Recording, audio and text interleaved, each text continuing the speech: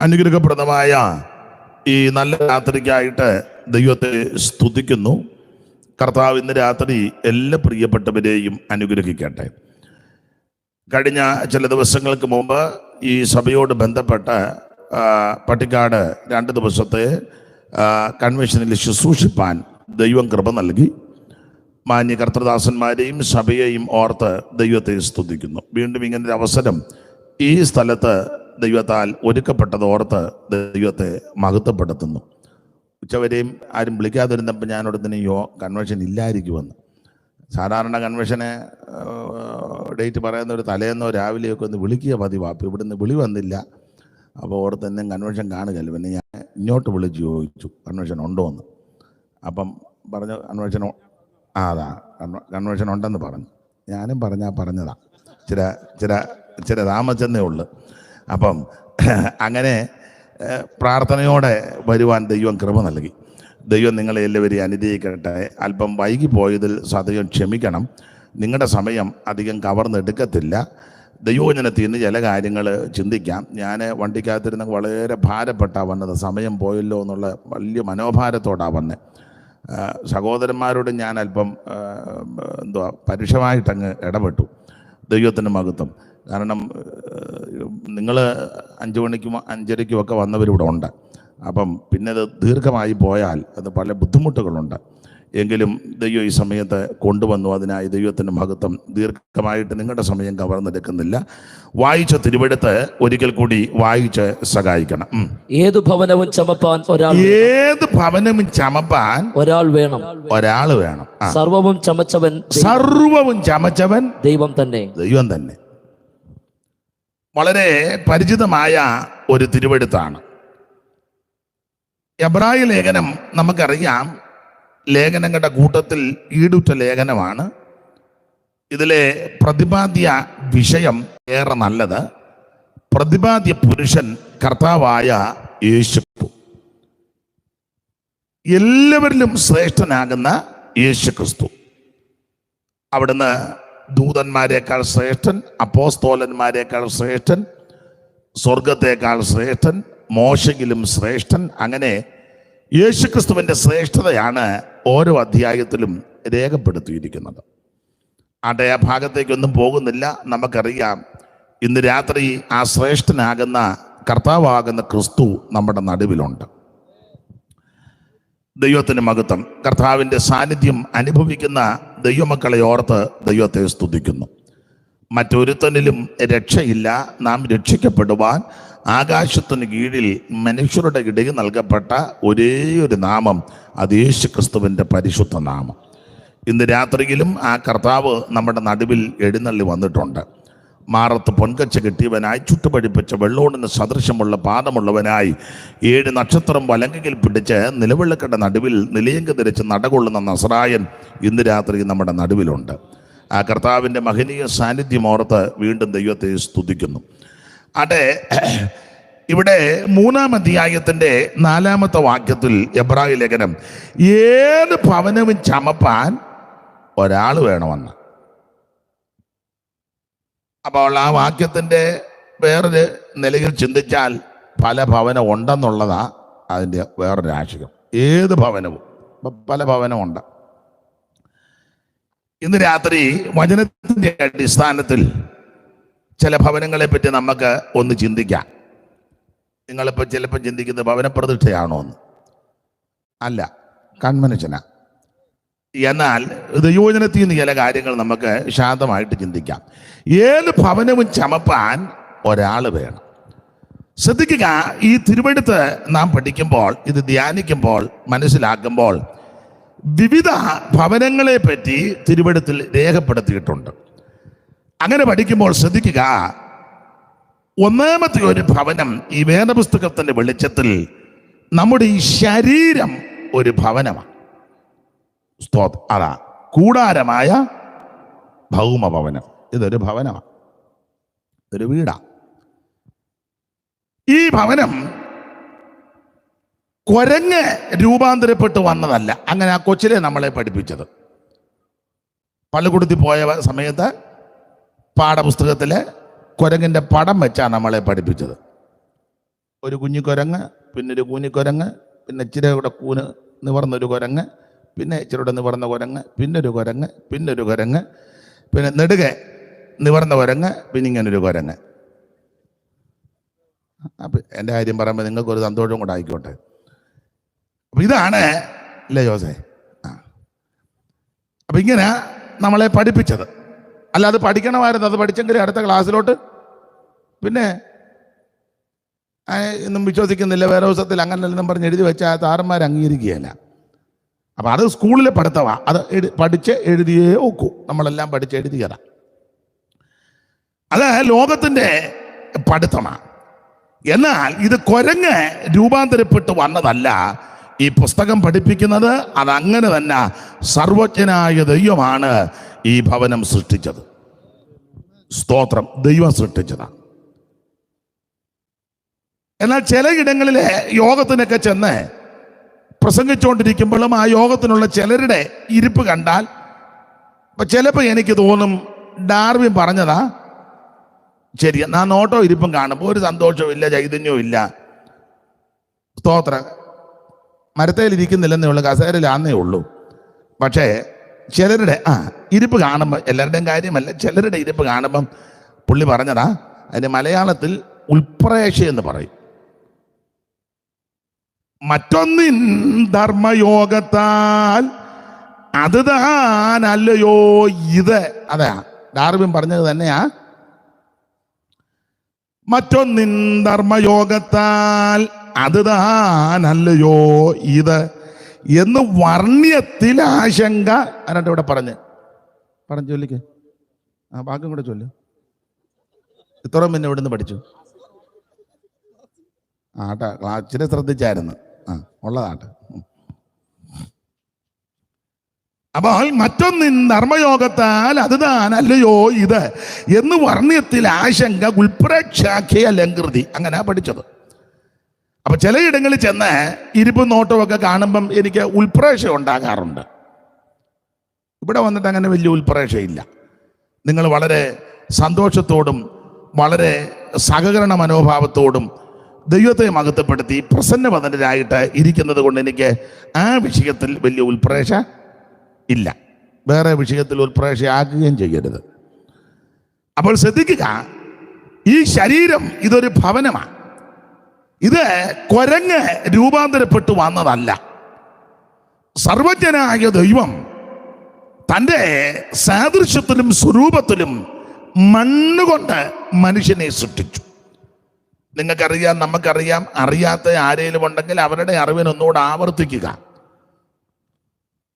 5 ദിവസം കൊണ്ട് ഭൂചര ഖേചര വസ്തുക്കളെ മുഴുവൻ ദൈവം സൃഷ്ടിച്ചു. തദനന്തരം തൻ്റെ സാദൃശ്യത്തിലും സ്വരൂപത്തിലും ദൈവം മണ്ണുകൊണ്ട് മനുഷ്യനെ സൃഷ്ടിച്ചു.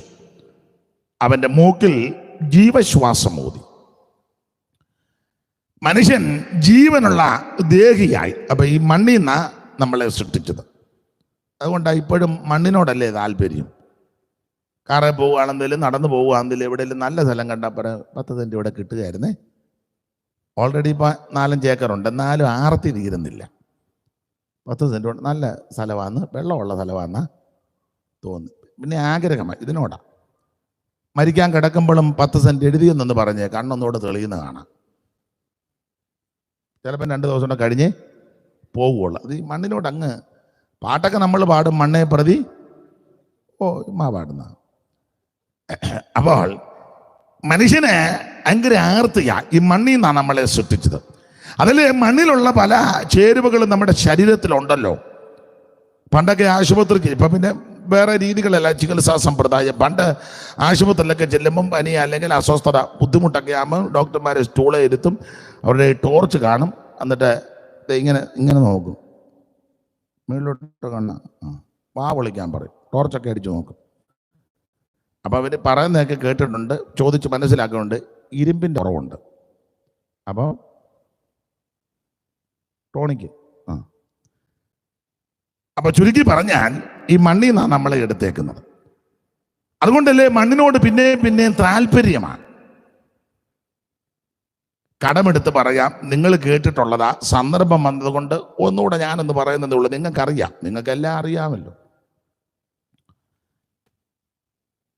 PC മാസ്റ്ററോട് ആരോ ഒരിക്കൽ ചോദിച്ചു, നിങ്ങൾ ഈ പെന്തിക്കോസുകാർ മേപ്പോട്ട് ഇങ്ങിപ്പോട്ട് ചാടുന്ന എന്തിനാന്ന്? അപ്പം അദ്ദേഹം സരസമായി മറുപടി പറഞ്ഞെന്നാ പറയുന്നത്. അതിൻ്റെ കാരണം പറഞ്ഞു, ഞങ്ങളുടെ ഉള്ളിലുള്ള ആത്മാവ് മേളിൽ നിന്ന് വന്നതാ, ദൈവം തന്നതാ. ഈ പുറമെയുള്ള ശരീരം മണ്ണിൽ നിന്ന് എടുത്തതാ. അപ്പം അകത്തെ പുള്ളിക്ക് മേപ്പോട്ട് പോകണം എന്നുള്ള ആഗ്രഹമാണ്. പുറത്തെ പുള്ളി വിടുകയിലെന്ന് പറഞ്ഞപ്പോൾ ഇതുങ്ങൾ രണ്ടും കൂടെ കടന്ന് തമ്പേറടി മൂക്കുമ്പോൾ ഇതുങ്ങൾ രണ്ടും കൂടെ കടന്ന് വടംവലിയ. ഏതാണ്ട് ശരിയാ. തമ്പേറ് നല്ല മുറുക്കി അടിക്കുമ്പം അകത്തെ പുള്ളിക്ക് പോണമെന്ന പുറത്തെ പുള്ളി വിടുകയില്ല. അതാ ഇതുങ്ങൾ കിടന്ന് അങ്ങോട്ടും ഇങ്ങോട്ടും ചാടുന്നെന്ന് പുള്ളി പറഞ്ഞെന്ന് ഞാൻ കേട്ടിട്ടുണ്ട് പണ്ട് പുതുപ്പള്ളി പ്രസംഗിച്ചപ്പോൾ. അപ്പം എന്തുമാകട്ടെ, ഈ മണ്ണിനോട് ഭയങ്കര ആർത്തിയ. അതെ, നമ്മളെ ഈ മണ്ണ് കൊണ്ട് ദൈവം സൃഷ്ടിച്ചതാ. 5 ദിവസം കൊണ്ട് ഈ കാണുന്ന സകല ചരാചരങ്ങളെയും ദൈവം സൃഷ്ടിച്ചു, എല്ലാം നല്ലതെന്ന് കണ്ടു. ഇങ്ങനെ സാറ് ഒരു പാട്ടിന്റെ വരി എഴുതിയിട്ടുണ്ട്. ചൊന്നുടൻ വാക്ക് മൂലമെന്ന് വനവിരവിൽ വർണ്ണ ജ്യോതിർഗണങ്ങൾ നിന്നു ആകാശത്തവ ഭിന്നവൻ നമുക്കതു തന്നു. ദീനാന്തരത്തിൽ പൂജരകേജര പക്ഷികളൊക്കെയുമായി തന്നെയും അല്ലാത്തോയ ചരങ്ങളും അപ്പൊഴുതേയുടനായി നേരെ മറിച്ച് നായകനേകിയൊരല്ലകളിൽ നിലയായി തന്നെയും അല്ലാ തൃണങ്ങൾ പല വൃക്ഷാധികരണങ്ങൾ വിത്തുണ്ടാകും മറ്റിനങ്ങൾ ഭൂമിയിൽ നിന്ന് വിളങ്ങിച്ചാൻ അവനെന്ന് വെള്ളങ്ങളിൽ മീതിൽ വസിച്ചാൻ പരമേശൻ വെള്ളങ്ങളിൽ മീതിൽ വനങ്ങൾ അപ്പയ്ക്കെന്തായിട്ട് മൃഗങ്ങൾ നാട്ടിലെ മൃഗഗണങ്ങൾ ഇവയുണ്ടായ ദീനമാറി തുടസത്തിൽ വനങ്ങൾ അപ്പയ്ക്കെന്തായിട്ട് മൃഗങ്ങൾ നാട്ടിലെ മൃഗഗണങ്ങൾ ഇവയുണ്ടായ ദീനമാറി തുടസത്തിൽ 6-ാം ദിനത്തിൽ ആത്മപാപം പ്രമാണമാക്കി നേരായി ചമച്ചതിൻ്റെ രൂപം.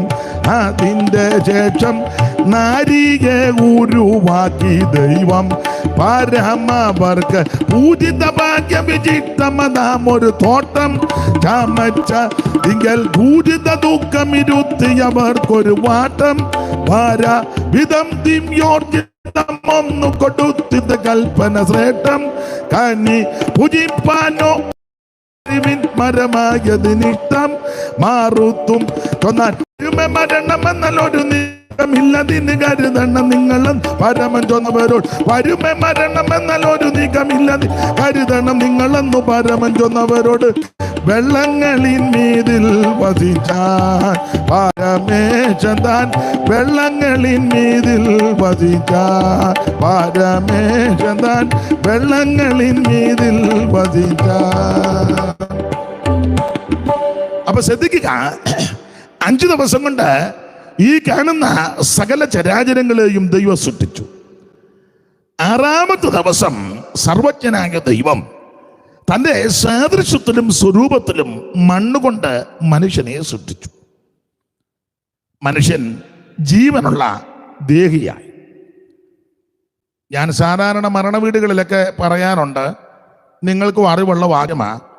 ഇസ്രായേലിൻ്റെ പ്രഥമ മഹാപുരോഹിതനാകുന്ന അഹരോൻ മരിച്ചപ്പോൾ അഹരോന്റെ നിര്യാണത്തോടുള്ള ബന്ധത്തിൽ ഇസ്രായേൽ ഭാരപ്പെട്ട് വിലപിച്ച സന്ദർഭത്തിൽ അഹരോന്റെ അനുജനാകുന്ന പടയനിയമത്തിന്റെ മധ്യസ്ഥനാകുന്ന മോശ പ്രാർത്ഥിച്ച വിലപ്പെട്ട പ്രാർത്ഥനയാണല്ലോ 90-ാം സങ്കീർത്തനം. ആ സങ്കീർത്തനത്തിന്റെ 5-ാമത്തെ വാക്യത്തിൽ നമുക്കറിവുള്ള ഒരു പ്രധാനപ്പെട്ട വാക്യമാണ്, നീ അവരെ ഒഴുക്കിക്കളയുന്നു. അങ്ങനെ നീ അവരെ ഒഴുക്കിക്കളയുന്നു. എന്തൊഴുക്കി കളയുന്നു, എങ്ങോട്ടൊഴുക്കി കളയുന്നു, അത് വിസ്തരിക്കുന്നില്ല, നിങ്ങൾക്കറിയാം. ഇത് ഒരു പാത്രവും കൂടാ. ഈ ശരീരം ഇതൊരു പാത്രം. പുസ്തകത്തിന്റെ വെളിച്ചത്തിൽ, വേദപുസ്തകത്തിന്റെ വെളിച്ചത്തിൽ ഇതൊരു പാത്രമാണ്. മൺപാത്രം എന്നൊക്കെ നമ്മൾ പറയുമല്ലോ. അപ്പോൾ ഈ പാത്രത്തിൽ സർവജ്ഞനായ ദൈവം തൻ്റെ ആത്മാവിനെയും പ്രാണനെയും നിറച്ചിരിക്കുക. ഒഴുകിക്കളയുന്ന ദൈവത്തിൻ്റെ ടൈം ആയപ്പോൾ നിറച്ച ദൈവം ആ പ്രാണനെ ഈ പാത്രത്തിൽ നിന്ന് ഒഴുക്കി. നീ അവരെ ഒഴുക്കി കളയുന്നു. അവൾ ഈ പാത്രത്തിൽ നിന്ന് ആ പ്രാണനെ ദൈവം പകർന്ന ദൈവം ഒഴുക്കി. പ്രാണനെ ആ ഒഴുക്കുന്നെന്നുള്ളതിന് ഒരു ചെറിയ തെളിവ് യെശയ്യാ പ്രവചനം 53-ാം അധ്യായത്തിൽ നമ്മൾ തിരുമേശ സന്ദർഭത്തിൽ തിരുവെടുത്ത് വായിക്കുന്ന സന്ദർഭത്തിൽ ഉണ്ടല്ലോ, പ്രാണനെ ഒഴുക്കി കളയുന്ന ആ വാക്യം എടുത്തവരൊന്ന് വായിക്കാമോ? 53-11-12 അല്ലയോ പ്രാണനെ ഒഴുക്കി കളയുന്ന ഒരു പദം ഉണ്ടല്ലോ, കണ്ടോ പാസ്റ്റർ? അതുകൊണ്ട് ഞാൻ അവന് മഹാന്മാരോട് കൂടെ ഓഹരി കൊടുക്കും, ബലവാന്മാരോട് കൂടെ അവൻ കൊള്ള പങ്കിടും. അവൻ തന്റെ പ്രാണനെ മരണത്തിന് ഒഴുക്കിക്കളകയും പ്രാണനെയാ ഒഴുക്കുന്നത്. അപ്പോൾ ഈ പാത്രത്തിൽ സർവജ്ഞനായ ദൈവം പകർന്നു. ആ പകർന്ന ദൈവത്തിന് അധികാരമുണ്ട്. അവിടുത്തെ സമയമായപ്പോൾ ഈ പാത്രത്തിൽ നിന്ന് ഇതങ്ങ് ഒഴുക്കി. ഇനിയും എങ്ങോട്ടാ ഒഴുക്കിയെന്ന് ചോദിച്ചാൽ, ഒഴുക്കിയെന്നൊക്കെ ഒരു പ്രയോഗ ശൈലിയാ. ഒഴുക്കിയത് എങ്ങോട്ട് എന്ന് ചോദിച്ചാൽ പർദീസായിലോട്ട്. രക്ഷിക്കപ്പെട്ട അബ്രഹാം പിതാവിൻ്റെ മടിയാകുന്ന പർദീസ അല്ല, അതിപ്പം തർക്കമുണ്ടാകും. സ്തോത്രം. സ്വർഗീയ പർദീസായിൽ. അതെ, അപ്പൊ ഇതൊരു പാത്രമാണ്. ഇത് സൃഷ്ടിച്ചത് സർവജ്ഞനായ ദൈവമാണ്. അപ്പോൾ മനുഷ്യൻ ജീവനുള്ള ദേഹിയായി തനിയായിരിക്കുന്ന ആദമിന് തക്ക തുണ കൊടുക്കാൻ വേണ്ടി സർവജ്ഞനായ ദൈവം ആദമിനെ ഒരു ദീർഘനിദ്ര വരുത്തി. അവന്റെ പാർശ്വഭാഗത്തിൽ നിന്ന് ഒരു വാരിയല് ദൈവം എടുത്തു. ഹവ്വായെ സൃഷ്ടിച്ച് സമീപഭാഗത്ത് നിർത്തി. ഗാഠനിദ്ര വരുത്തി, ദീർഘനിദ്ര, അങ്ങനെയൊക്കെയാ പ്രയോഗം. ചെറിയൊരുറക്കമായിരുന്നെങ്കിൽ കുഴപ്പടിയായേനും. സ്തോത്രം. അവിടെ ഞാൻ വിവരിക്കുന്നില്ല. എന്തായാലും സമീപ ഭാഗത്ത് കൊണ്ട് നിർത്തി. ആദാം ഉറക്കമുണർന്നു. ആദാം ഹവ്വായെ കണ്ടു. ഈ സാറ് കൊടുത്തിരിക്കുന്ന ഒരു പ്രയോഗം, ഹവ്വായെ കണ്ട ആദാം അന്തം വിട്ടുപോയെന്ന. അന്തം വിട്ടത് പേടിച്ചന്തം വിട്ടതല്ല. ഹവ്വായ്ക്ക് ഭയങ്കര സൗന്ദര്യമായിരുന്നു. നമ്മൾ അന്തം വിടുന്നത് വെപ്രാളത്തോടെ അന്തം വിട്ടു. അയ്യോ, വർത്താനം പറഞ്ഞുകൊണ്ടിരിക്കുമ്പോൾ ആ പെമ്പള വരുന്നു, നമ്മൾ കാണുമ്പോൾ അന്തം വിടുക. ആ അന്തം വിടിയിലല്ല ആദാം അന്തം വിട്ടത്. ആദാം അത്ഭുത ഭയപരവശനായി പോയത് സൗന്ദര്യത്തിന്റെ മൂർത്തിഭാവമായിരുന്നു ഹവ്വ. ഹവ്വയെ പറ്റി കൊടുത്തിരിക്കുന്ന പ്രയോഗശൈലി കവിയുടെ ഭാവനയാ. നല്ല മുടിയൊക്കെ ഉണ്ടായിരുന്ന കേശഭംഗി, പിന്നെ മുഖാംബുജത്തിൽ ആശികൻ പോലെ കളിയാടുന്ന, പിന്നെ കണ്ണും ചുണ്ടും മൂക്കും എല്ലാം വളരെ ലക്ഷണമൊത്തതായിരുന്നു. കാരണം ദൈവത്തിന്റെ സൃഷ്ടിക്ക് യാതൊരു അപാകതയില്ല. അത് കൊടുത്തിരിക്കുന്ന പ്രയോഗം ഇങ്ങനെ: ഉറക്കമുണർന്നവൻ കണ്ണുകൾ മന്ദം മന്ദം തുറക്കും നേരം ഒരു ദിവ്യാം നാരീരത്നം തനിക്ക് മുമ്പിലായി നിൽക്കുന്നു. വിവാദത്തിൻ കനൽക്ക് നേർക്കായി കിഴക്കുതിച്ച ഭാനു പോലെ അപ്രതീക്ഷിതമായ കാഴ്ചയിൽ വിവശനായി ഇപ്രകാരം ആധമനുള്ളത്തിൽ ഉച്ചരിച്ചു: എന്ത് ഞാൻ കാണുന്നത് ചന്തമേറിയ കാഴ്ച, ഹന്ത മിന്നൽ ഈ ഭൂവിൽ പിണ്ടിതാകൃതിയായോ. മിന്നലെല്ലാം കൂടെ ഉരുണ്ടുകൂടി വന്ന് നിൽക്കുന്നത് പോലെ അങ്ങ് തോന്നുക. അത്രയ്ക്ക് സൗന്ദര്യമാണ്. നമുക്ക് കാണുമ്പോൾ ഒരു മിന്നല. ഒരാളിനോട് പറഞ്ഞു, എനിക്ക് പെട്ടെന്നൊരു മിന്നലുണ്ടായിരുന്നു. അപ്പോൾ മിന്നലി പിണ്ടിതാകൃതിയായോ, ചന്ദ്രനെ വെടിഞ്ഞിങ്ങി ചന്ദ്രിക വരാപതോ സാന്ദ്ര സൗഭാഗ്യം. എന്തൊരു നവസൃഷ്ടി, പുത്തൻ സൃഷ്ടി. വാനവ പരീക്ഷയിൽ എങ്ങാനുമാണോ വരിൽ ആനനാദികൾ കൽപ്പഭേദം ഓർത്ത് കണ്ടാൽ കേശഭംഗിയും നല്ല മുടി ഇഷ്ടം പോലെ ഉണ്ടായിരുന്നു. ഇപ്പോഴത്തെ മിക്ക ഔവാമാരും മുടി കണ്ടിച്ച് നടക്കുക. തെറ്റിദ്ധാരണ വരരുത്, ക്ലിയർ ആക്കാം. ചില അസുഖങ്ങൾ വന്ന് ചില മാന്യ സഹോദരിമാരുടെ മുടി പോയവരുണ്ട്. അവരുടെ കാര്യമല്ല ഈ പറയുന്നത്. അതുപോലെ തീരാ രോഗങ്ങൾ വന്ന് ചികിത്സകൾക്ക് വിധേയപ്പെട്ട് മുടി നഷ്ടപ്പെട്ട പ്രിയപ്പെട്ടവരുണ്ട്. ദൈവം അവരെ വിടുവിക്കട്ടെ, സൗഖ്യമാക്കട്ടെ, ധാരാളം മുടി വീണ്ടും ദൈവം കൊടുക്കട്ടെ. എന്നാൽ ഒരു കുഴപ്പമില്ലാത്ത കുഞ്ഞുഞ്ഞമ്മ ഇതെല്ലാം കൂടെ വട്ടം കണ്ടിച്ച് നടക്കുന്നതാ ഞാൻ പറഞ്ഞത്. മനസ്സിലാകുന്നില്ലായിരിക്കും. ആട്ടെ. അപ്പോൾ ഹവ്വായിക്ക് ഇഷ്ടം പോലെ മുടിയുണ്ടായിരുന്നു. ഇനി വേറെ പുസ്തകത്തിൽ വേറൊരു ഉപദേശം കൂടെ അങ്ങ് പറയാം. ചിലരെ ഈ മുടിയെല്ലാം അഴിച്ചിട്ട് നടക്കുന്നവരുണ്ട്. ശുശ്രൂഷയ്ക്ക് വരുമ്പോഴും മുടി അഴിച്ചിട്ട് നടക്കുന്നവരുണ്ട്. സംഗീത ശുശ്രൂഷയ്ക്ക് പോകുന്ന ചിലരെല്ലാം അഴിച്ചിട്ട് ഇങ്ങനെ രക്ഷി നടക്കും പോലെ നടക്കുക. അതിനിപ്പോൾ പാറി പറത്തിയെല്ലായിട്ട് അങ്ങനെ നടക്കും. അതിന് വേറെ പ്രയോഗമൊക്കെയാ പറഞ്ഞിങ്ങനെ എന്തുവാന്നോ അങ്ങനെ പറ. ഞാൻ വാക്യങ്ങൾ എടുപ്പിക്കുന്നില്ല, നിങ്ങൾ പരിജ്ഞാനമുള്ളവരുണ്ട്. അങ്ങനെ മുടി അഴിച്ചിട്ട് നടക്കാതിരിക്കുന്നതാ ദൈവമക്കൾക്ക് നല്ലത്. ലോകക്കാരുടെ കാര്യം പറയാൻ നമ്മൾ ആളല്ല.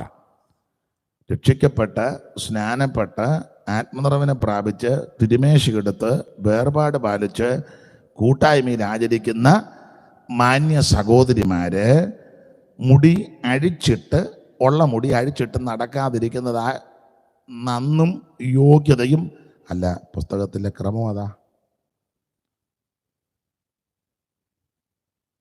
പിന്നീട് വീട്ടിൽ പോയി വായിച്ചോ. സംഖ്യ 5 എന്തിനാ മുടി അഴിച്ചിടുന്നെന്നും മുടി അഴിച്ചിട്ട് വരേണ്ടത് എന്തിനാന്നും പരിശോധന എന്നാന്ന് സംഖ്യ 5 ഇപ്പം വായിക്കണ്ട മാമേ, വീട്ടിൽ പോയി വായിച്ചാൽ മതി. ആയിരുന്നു തപ്പുക. നേരത്തെ ഉണ്ടായിരുന്നില്ലേ 5 അധ്യായം. അപ്പൊ വിശേഷിച്ച് ഞാൻ പറയാനുണ്ട്, സംഗീത ശുശ്രൂഷയ്ക്കൊക്കെ വരുന്നവര് അതൊക്കെ വളരെ ശ്രദ്ധിക്കണം. സ്റ്റേജിൽ നിന്ന് പ്രസംഗിക്കുന്ന സഹോദരിമാരും വളരെ ശ്രദ്ധിച്ചോണം. സഹായത്തിന് വരുന്നവരും വളരെ ശ്രദ്ധിച്ചോണം. നിങ്ങൾ പിന്നീട് വായിച്ചു സംഖ്യ 5 എന്തിനാ അഴിച്ചിടുന്നെന്നും അതിൻ്റെ കാര്യം എന്നാന്നും എന്തോ പരിശോധനയ്ക്കാന്നും അതെന്തോ സ്ഥിരീകരിക്കാനാന്നൊക്കെ പുസ്തകത്തിൽ വാക്യമുണ്ട്. സ്തോത്രം. നിങ്ങൾ ചിന്തിക്കുക ഇതൊക്കെ എന്തിനാ കൺവേർഷന് പറയുന്നത്? എനിക്കിപ്പോൾ നിങ്ങളെ എല്ലാവരും കൂടി ഇപ്പോഴല്ലേ കിട്ടി, എല്ലാ വീട്ടിലും എന്ന് പറയാൻ എനിക്കൊക്കെ പോകും. അപ്പൊ ശ്രദ്ധിക്കുക. എന്തായാലും കൊള്ളാം, കേശഭംഗി എന്ന ലക്ഷണമൊത്ത ഒരു സ്ത്രീ രൂപമായിരുന്നു ഹവ്വ. കാരണം ദൈവം സൃഷ്ടിച്ചതാ, ഒരപാകതയില്ല. ഒരു കാര്യം പറയാം, ദൈവം എന്ത് ചെയ്താലും അതിനൊരു അപാകതയും വരികയില്ല, ഒരപാകതയും വരികയില്ല. മർക്കോസ് 7:37 വായിക്കുന്നത് നമുക്കറിയാം, നല്ല കൃത്യം വാക്യമാണ്. മർക്കോസ് 7:37 8 നേരെ മുകളിൽ കിടപ്പുണ്ട്. വെട്ടമുണ്ടോ വായിക്കാൻ? വായിച്ചേ. 7:37 8 നേരെ മുകളിൽ കിടപ്പുണ്ട്. അവൻ സകലവും നന്നായി ചെയ്തു. മതി, അത്ര മതിയല്ലോ. അവൻ സകലതും നന്നായി ചെയ്തു. ഇന്ന് രാത്രി നന്നായി ചെയ്യുന്ന കർത്താവ് നമ്മുടെ നടുവിലുണ്ട്. നിന്റെ വിഷയങ്ങളെല്ലാം നന്നായി ചെയ്തു തരുവാൻ യേശു വിശ്വസ്തനാ. നീ ഭാരപ്പെടുന്ന വിഷയങ്ങളെല്ലാം നന്നായി ചെയ്തു തരുവാൻ നമ്മുടെ കർത്താവ് വിശ്വസ്തനാ.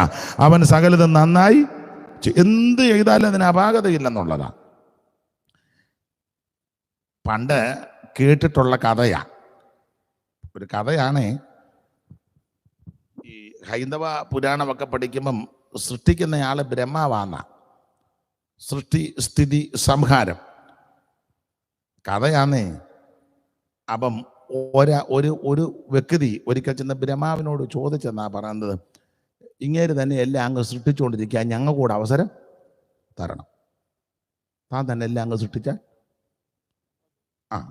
അപ്പം പുള്ളി പറഞ്ഞു, നീ ചെയ്താ ഒക്കുകയല്ല, ഞങ്ങൾക്ക് അവസരം തരാതെ അങ്ങനെ ഒക്കുവോ ഇല്ലയോ എന്ന് തർക്കമായി കഴിഞ്ഞപ്പം അടുത്ത് നിന്ന സഹധർമ്മണി പറഞ്ഞ് അവനൊരു അവസരം കൊടുക്ക് എന്നും വന്ന് ചോദിക്കുകയല്ലേ. അപ്പോൾ പറഞ്ഞു, നീ എന്തേലും സൃഷ്ടിച്ചേച്ച് വരാൻ. ഇവൻ പെട്ടെന്ന് ചെന്ന് സൃഷ്ടിച്ചത് മത്തങ്ങ. ഇത്ര വലിപ്പമുള്ളൂ താണ്ടിന്. എങ്ങും കയറ്റി ഇടാൻ നോക്കുകയല്ല. ചുവട് വിടാം. ഇത് ഓടി കാ ചെന്ന് കിടന്നത് അപ്പുറം ബേബിയുടെ പുരയിടത്തിലും. കാ പറിക്കാൻ ചെന്ന ബേബി കൊടുവാടിടേൻ്റെ അതിലേ കയറിയാൽ നിന്നെ വെട്ടു വന്നു. അവൻ തിരിച്ചു വന്ന് പറഞ്ഞ് അവൻ സമ്മതിക്കുന്നില്ല എൻ്റെ മത്തങ്ങ പറിക്കാൻ. അപ്പോൾ ചോദിച്ചു ചുവടെവിടെ? ചുവട് നമ്മുടെ അവിടെ. കായവിടെ? ആ എടാ, ഇതല്ലേ നിന്നോട് പറഞ്ഞ, നീ ചെയ്താ ഒക്കുകയില്ല, നീ പറഞ്ഞില്ലേ? ഉണ്ടെ പറഞ്ഞ് ആർക്കും തെറ്റുപറ്റാ ഒരവസരവും കൊടുത്താ. അതിനെ പുള്ളി പറഞ്ഞില്ലേ, തരത്തില്ല, നീ ചെയ്താൽ ശരിയാകുകയല്ല, പോ. അപ്പം പുള്ളിക്കാർ പറഞ്ഞ് അവനൊരവസരം കൂടെ കൊടുക്കും. കഥയാന്നേ. അപ്പോൾ ഒരവസരം കൂടെ ഇവന് കൊടുത്തു. അവൻ ചെന്ന് സൃഷ്ടിച്ചതാ പറങ്ങാണ്ടി. പറങ്കിപ്പട, ഇവിടെ എന്തോ അതിന് പറയുന്നത്, കശുമാവ്. മാങ്ങായുടെ മാങ്ങാണ്ടി അതിനകത്താ. ഇതോ പുറത്താന്നേലും അതും കിടക്കാൻ തൂക്കാം ഉണ്ടോ? എന്തോ ഒരു ബുദ്ധിമുട്ടാണ്. അപ്പം പുള്ളിക്കാര് പറഞ്ഞ് നിന്നോട് ഇതാ പറഞ്ഞ, നീ ചെയ്താ ശരിയാകില്ല. കഥയാ, നമുക്ക് ആ വിഷയം വിട്ടേക്കാം. എന്നാൽ യേശു അങ്ങനല്ല. എന്തു ചെയ്താലും അത് മുഴുവൻ നന്നായി ചെയ്തവനാ. നക്ഷത്രങ്ങളെയെല്ലാം വാരി വെതറിയിട്ടിരിക്കുകയല്ലേ, കോടിക്കണക്കിന് നക്ഷത്രങ്ങളാ. 9 കോടിയോടും 30 ലക്ഷം മൈൽ അമ്പരക്കുമാർ അകലത്തിലാണ് അസ്കരൻ. പ്രേക്ഷകരെണ്ണിട്ടുള്ള നക്ഷത്രം ആകമാനം സൂക്ഷ്മമായി 60 കോടി അന്നെണ്ണിയപ്പോൾ. ഇപ്പൊ പിന്നെ ഓരോന്ന് കണ്ടുപിടിക്കുക, ഇനിയും കണ്ടുപിടിക്കാനുള്ളത് കോടിക്കണക്കിന് ഇനിയും കിടക്കുക. ആരും കണ്ടുപിടിച്ചിട്ടില്ല. കോടിക്കണക്കിന് നക്ഷത്രങ്ങൾ. ആ നക്ഷത്രങ്ങളെല്ലാം കൂട്ടിമുട്ടാതെ അങ്ങോട്ടും ഇങ്ങോട്ടും ഒരസാതെ അതെല്ലാം അതിൻ്റെ കൃത്യത്തിന് ഇങ്ങനെ കറങ്ങിക്കൊണ്ടിരിക്കുക. ഒന്നൊന്നിനോട് കൂട്ടിമുട്ടുന്നില്ല, ഒരെതിരുമില്ല, ഒടക്കമില്ല. എന്ത് കൃത്യമായിട്ടാണ് ദൈവം സൃഷ്ടിച്ചത്. നമ്മുടെ ദൈവം എത്ര ഭംഗിയിൽ അമ്പരത്തിൽ നിർമ്മല ഗോളങ്ങളെ സംസ്ഥാപിച്ചിരിക്കുന്ന എത്ര ഭംഗിയായിട്ടാ. ആകാശം ദൈവത്തിൻ്റെ മഹത്വത്തെ വർണ്ണിക്കുന്നു. ആകാശവിധാനം അവൻ്റെ കൈവേലയെ പ്രസിദ്ധമാക്കുന്നു. ആമേൻ, സ്തോത്രം. പകലിന് വാക്ക് പഠിക്കുന്ന ഭൂമി, രാത്രിക്ക് അറിവ് കൊടുക്കുന്നു. വാക്കുകളില്ല, ഭാഷണമില്ല, ആമേൻ, ശബ്ദം കേൾപ്പാനുമില്ല. അപ്പോൾ എത്ര ഭംഗിയായി, എത്ര നന്നായി ദൈവം സൃഷ്ടിച്ചു വച്ചിരിക്കുക. ദൈവത്തിന്റെ മഹത്വം. ദൈവത്തിന്റെ സൃഷ്ടി എല്ലാം മെച്ചപ്പെട്ടതാ. അവൻ സകലതും നന്നായി ചെയ്തു. കുഷ്ഠരോഗിയെ സൗഖ്യമാക്കി. ഒരു പരിവും കൂടെ മാറാനുണ്ട്. അങ്ങനെയാണോ? പൂർണ്ണ വിടുതല. സ്തോത്രം. പക്ഷപാതക്കാരന് പറഞ്ഞ് കിടക്കെടുത്ത് നടക്കണമെന്ന് പറഞ്ഞു. അവൻ ഒത്തിയും ചാടിയും പോയെന്നല്ല, കിടക്കെടുത്തോണ്ട് അവന് പായുകയായിരുന്നു. നമ്മുടെ രോഗശാന്തി പറഞ്ഞ് അവനെ കിടക്കെടുത്തോണ്ട് പിന്നെയും പതുക്കെ ഇച്ചിരൂടെ വിടുതൽ കിട്ടാനുണ്ട്. ഉടനെ നമ്മൾ പറയും അടുത്ത ഉപവാസ പ്രാർത്ഥന യേശു ചെയ്തത് മുഴുവൻ പൂർണ്ണ വിടുതല. സ്തോത്രം, സ്തോത്രം. നിലത്ത് തുപ്പി ചേറുണ്ടാക്കി അവൻ്റെ കണ്ണിൽ പൂച്ചേച്ച് പറഞ്ഞ് ശിലാകുളത്ത് കൊണ്ട് കഴുകാൻ പറഞ്ഞു. കഴുകി അവന് കണ്ണ് കാഴ്ച കിട്ടി. എന്തോ പ്രശ്നമായിരുന്നു, ഭയങ്കര പ്രശ്നമാണ്. അവൻ കാഴ്ച കിട്ടി, അവൻ അടങ്ങിയൊന്നും നിന്നില്ല. അവൻ്റെ അമ്മയപ്പന്മാരെ വിളിച്ചു, പ്രശ്നങ്ങളായി, നാട്ടുകാരെ അഭിപ്രായം പറഞ്ഞു, എന്ത് വൈതരണി ഉണ്ടായി. പക്ഷെ അവന് പൂർണ്ണ വിടുതലായി യേശു കൊടുത്തത്. ഒരു കൂനിത്തള്ള വന്നു. സ്തോത്രം. യേശു പറഞ്ഞു, നിന്റെ രോഗബന്ധനം അഴിച്ചിരിക്കുന്നു. എല്ലാം വടിക്കമ്പ് പോലെ അതള്ള തിരിച്ചു പോയത്. മനസ്സിലായോ? കർത്താവ് ചെയ്തതെല്ലാം നന്നായിട്ടാണ് ചെയ്ത്. ഇന്ന് രാത്രിയും അവിടുന്ന് മുഴുവൻ നന്നായി ചെയ്യും. Price the Lord. അവിടുന്ന് ചെയ്താൽ അതിന് യാതൊരു അപാകതയില്ല. അല്പമാമുപകരണം കൊണ്ട് നൽപ്പഴും മകത്തായ വേലകൾ ചെയ്തും ശില്പികൾ കൂടയവനെ നീയേജിൽ പുരുഷൻ ചിരം തര നമസ്കാരം. മാനുവേൽ മനുജസുത നിന്റെ മാനമേറും തൃപ്പാദങ്ങൾ വണങ്ങി ഞങ്ങൾ മംഗളമോതിടും നീതാ നിത്യമഹിമയുണ്ടായിടട്ടെ നിനക്കുനാഥാ മാനുവേൽ മനുജസുതാ. അവിടുന്ന് ചെയ്താൽ എല്ലാം നന്നായി ചെയ്യും. ദൈവത്തിന്റെ മഹത്വം. എന്ത് ചെയ്താൽ അതെ. അപ്പോൾ ദൈവത്തിന്റെ സൃഷ്ടിയാണ് മനുഷ്യൻ. ആനമനെ സൃഷ്ടിച്ചു. തനിയെ ഇരിക്കുന്ന ആനമനെ തക്ക തുണ കൊടുക്കാൻ വേണ്ടി ഹവ്വായെ സൃഷ്ടിച്ചു ദൈവം തോട്ടത്തിലാക്കി. ആട്ടെ, ബാക്കി ഭാഗം ആ ഭാഗത്തേക്ക് പോകുന്നില്ല. അപ്പോൾ ഈ ശരീരം ഇത് ഒരു ഭവനമാണ്. ഇത് സർവജ്ഞനായ ദൈവം സൃഷ്ടിച്ചതാണ്. എന്തിനാ ഈ ശരീരം, ഈ ഭവനം ദൈവം ഈ ഭൂമിയിൽ ആക്കി വച്ചിരിക്കുന്നത്? ഈ ശരീരം കൊണ്ട് നാം ദൈവത്തെ മഹത്വപ്പെടുത്തണം. നിങ്ങളുടെ അവയവങ്ങളെ അനീതിയുടെ ആയുധങ്ങളാക്കാതെ നീതിയുടെ ആയുധങ്ങളായി ദൈവത്തിന് സമർപ്പിക്കണം. ഞാൻ എപ്പോഴും പറയും, ഇതിനകത്ത് വെച്ചുകെട്ടും ഏച്ചുകെട്ടും ഒന്നും പാടില്ല. ശുചിത്വമുണ്ടായിരിക്കണം, ദിനചര്യകള് കൃത്യമായി ചെയ്യണം. അല്ലാത്ത ഏച്ചുകെട്ടും വെച്ചുകെട്ടും ഒന്നും ഇതിൽ പാടില്ല. ഇത് ദൈവം നമുക്ക് തന്ന ഒരു ഭവനമാണ്. ഇത് എത്രയും പവിത്രമായിട്ടും പരിപാവനമായിട്ടും വളരെ ശ്രദ്ധിച്ചും സൂക്ഷിച്ചും വേണം ഈ ഭവനം കൊണ്ട് നടക്കാൻ. സ്തോത്രം. അപ്പോൾ ഈ ഭവനം ദൈവത്തെ മഹത്വപ്പെടുത്തുന്ന ഭവനമായിരിക്കണം. നിങ്ങളെ വിലയ്ക്ക് വാങ്ങിയിരിക്കുക താത്താങ്ങൾക്കുള്ളവരല്ല. ആകയാൽ നിങ്ങളുടെ ശരീരം കൊണ്ടും ദൈവത്തെ മഹത്വപ്പെടുത്തണം. നിങ്ങളുടെ അവയവങ്ങൾ അനീതിയുടെ ആയുധങ്ങളാക്കാതെ നീതിയുടെ ആയുധങ്ങളായി ദൈവത്തിന് സമർപ്പിക്കണം. നിനക്ക് മൂക്ക് തന്നത് ശ്വാസം എടുക്കാനും വിടാനാ, അല്ല അതങ്കച്ച വീടി വലിച്ചും സിഗരറ്റ് വലിച്ചും പുക ഇതിൽ കൂടെ വിടാനല്ല. മനസ്സിലായോ? പുക വിടാനായിരുന്നെങ്കിൽ വേറെ കുടൽ ഇവിടെ വെച്ചേനും ദൈവം. ദൈവം പോഴത്തൊന്നും ദൈവം കാണിക്കുകയല്ലോ.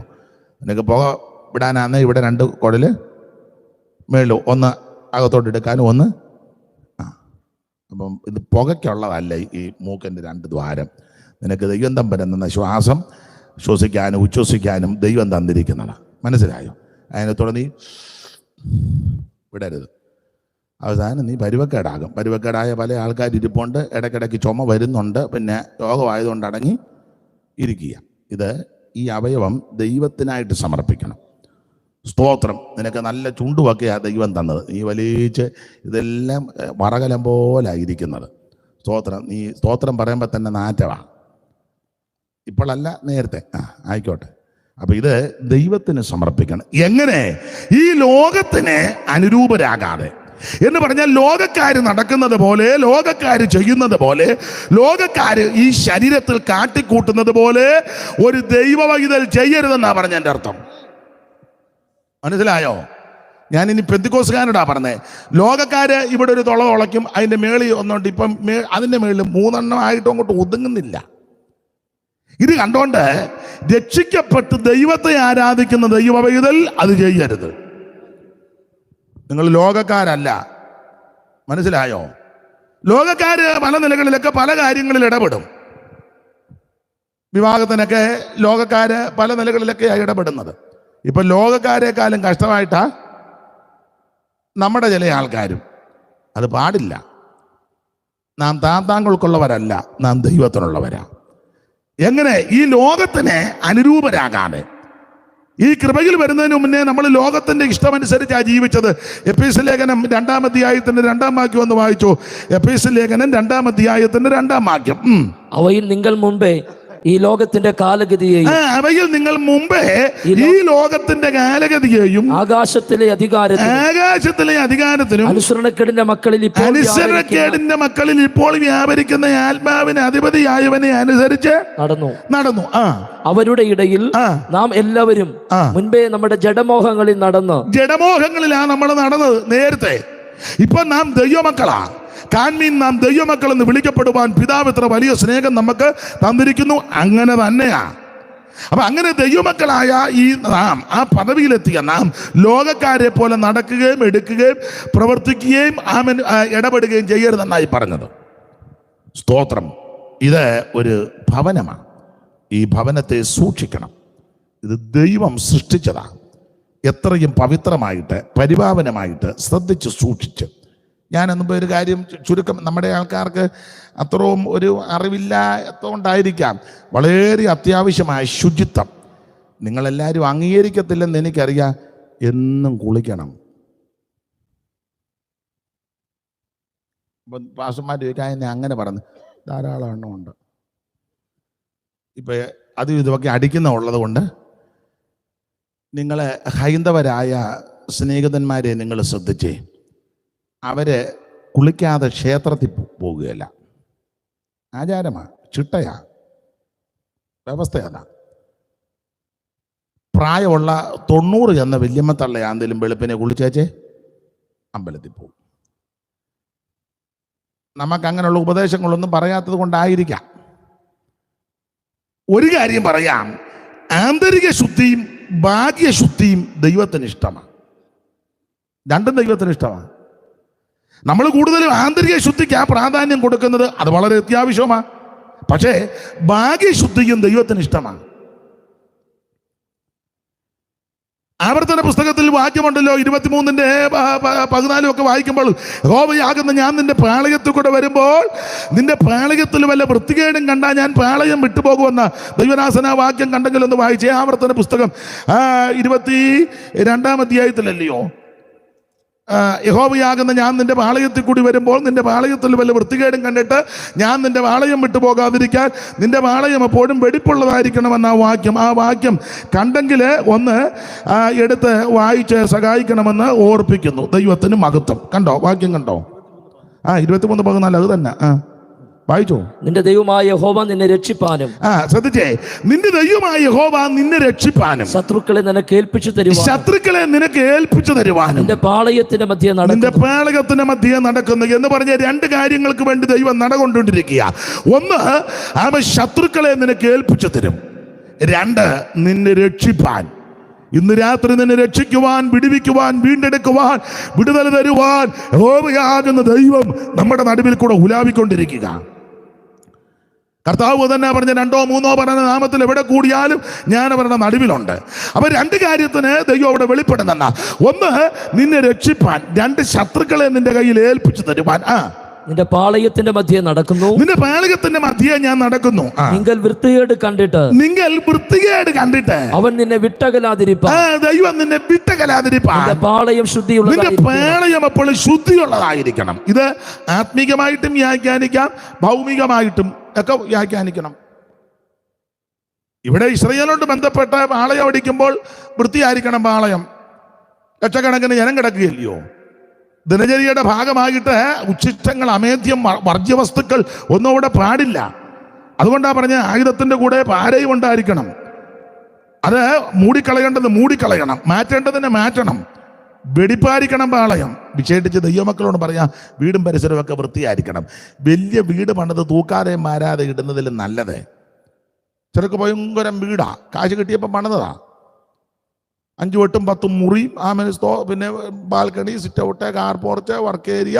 വർക്കൊന്നും നടക്കുന്നില്ല, അത് വേറൊരു വിഷയം. മേളി ബാൽക്കണി, താഴെ ബാൽക്കണി, മിക്കയിടത്തും വൃത്തിയില്ല. എന്നാൽ നിങ്ങൾ ചില ചെറിയ വീടുകൾ ചെന്നേ, 2 മുറിയേ ഉള്ളൂ, ഓടിട്ടതാ, റെഡ് ഹൗസാകിട, അല്ലെങ്കിൽ ചിലടത്ത് ചാണകം മെഴുകിയതാ. എന്നാ വൃത്തിയാണെന്നറിയോ? അവിടെ ദൈവ സാന്നിധ്യമുണ്ട്.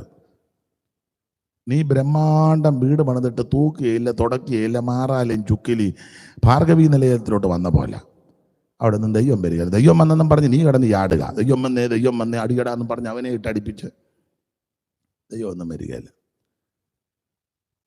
നമ്മൾ ഈ ദൈവം വന്നെന്നും പറഞ്ഞ് നമ്മൾ അങ്ങ് ബഹളം ഉണ്ടാക്കുക. ദൈവം ഒന്നും ഒരു തെളിവ് വചനത്തിൽ നിന്ന് തരാം. അപ്പൊ പിന്നെ എൻ്റെ കൊങ്ങായിക്ക് പിടിക്കുകയല്ലോ. ഫെലിസ്തീനുമായുള്ള യുദ്ധത്തിൽ ഇസ്രായേൽ തോറ്റപ്പോൾ ഇസ്രായേൽ പറഞ്ഞൊരു കാര്യം ചെയ്യ്, നമ്മൾ തോക്കാൻ കാര്യം പെട്ടകമില്ലാഞ്ഞിട്ടാ. അവർ ശീലോവിൽ ചെന്ന് യഹോവയുടെ പെട്ടകം എടുത്തുകൊണ്ട് വന്നു. ഹൊപ്നിയും ഫീനെഹാസും ഇതിന്റെ മുമ്പിലുണ്ടായിരുന്നു. അപ്പോൾ ഇസ്രായേലിലെ ഉച്ചത്തിൽ ആർപ്പിട്ടു. ആർപ്പിന്റെ ശബ്ദം കേട്ടപ്പോൾ ഫെലിസ്തീൻ ചോദിച്ചു, എന്നെ പതിവില്ലാത്ത ഒരു ഇളക്കം. അപ്പൊ പറഞ്ഞ് ദൈവം വന്നെന്ന്. അവരുടെ ദൈവം ആ താലൂക്ക് വന്നില്ല.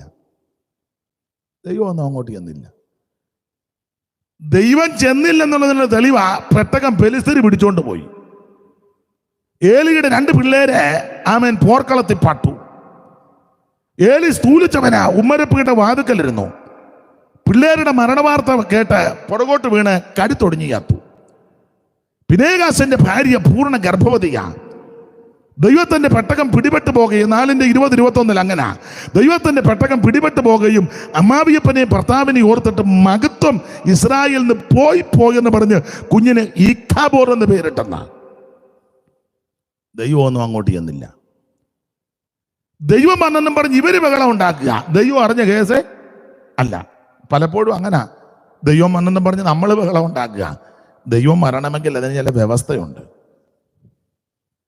നിന്റെ പാളയം വെടിപ്പുള്ളതായിരിക്കണം. അത് ഭാഗ്യശുദ്ധീകരണം ദൈവത്തിന് ഇഷ്ടമാണ്. എബ്രായ ലേഖനം 10-ാം അധ്യായത്തിൽ ഭാഗ്യശുദ്ധീകരണത്തെ പറ്റി പറയുന്നുണ്ടല്ലോ. ഞാൻ ഇന്നാളെ ഒന്ന് ഓർപ്പിച്ചതാ.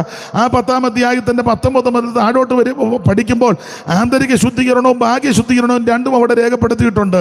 ആ 10-ാം അധ്യായത്തിന്റെ 19 മുതൽ പഠിക്കുമ്പോൾ അതുകൊണ്ട് സഹോദരന്മാരെ യേശു തന്റെ ദേഹമെന്ന് ദഹിലിൽ കൂടി നമുക്ക് പ്രതിഷ്ഠിച്ച ജീവനുള്ള പുതുവടിയായി തന്റെ രക്തത്താൽ വിശുദ്ധ മന്ദിരത്തിങ്കിലേക്കുള്ള പ്രവേശനത്തിന്റെ ധൈര്യവും ദൈവാനുഗ്രഹത്തിന്മേൽ ഒരു മഹാപുരോഗതിനെ നമുക്കുള്ളത് കൊണ്ട് നാം ദുർമനസാക്ഷി നീങ്ങുമാറ് ഹൃദയങ്ങളിൽ തളിക്കപ്പെട്ടവരും ശുദ്ധവെള്ളത്താൽ ശരീരം കഴുകപ്പെട്ടവരുമായി വിശ്വാസത്തിന്റെ പൂർണ്ണ നിശ്ചയം കൊണ്ട് പരമാർത്ഥ ഹൃദയത്തോടെ അടുത്ത് ചെല്ലണമെന്ന.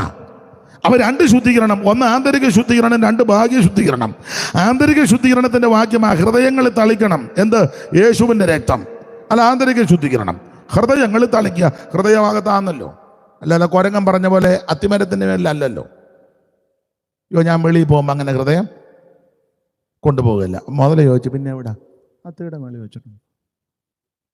നമുക്ക് തിരിച്ചു പോയി എടുക്കാം. തിരിച്ചു പോടും. അത്തിയുടെ കിഴി കൊണ്ടമ്മ കുരങ്ങൻ ചാടി മരത്തെ കയറി പോയാട്ടെന്ന് പറഞ്ഞു.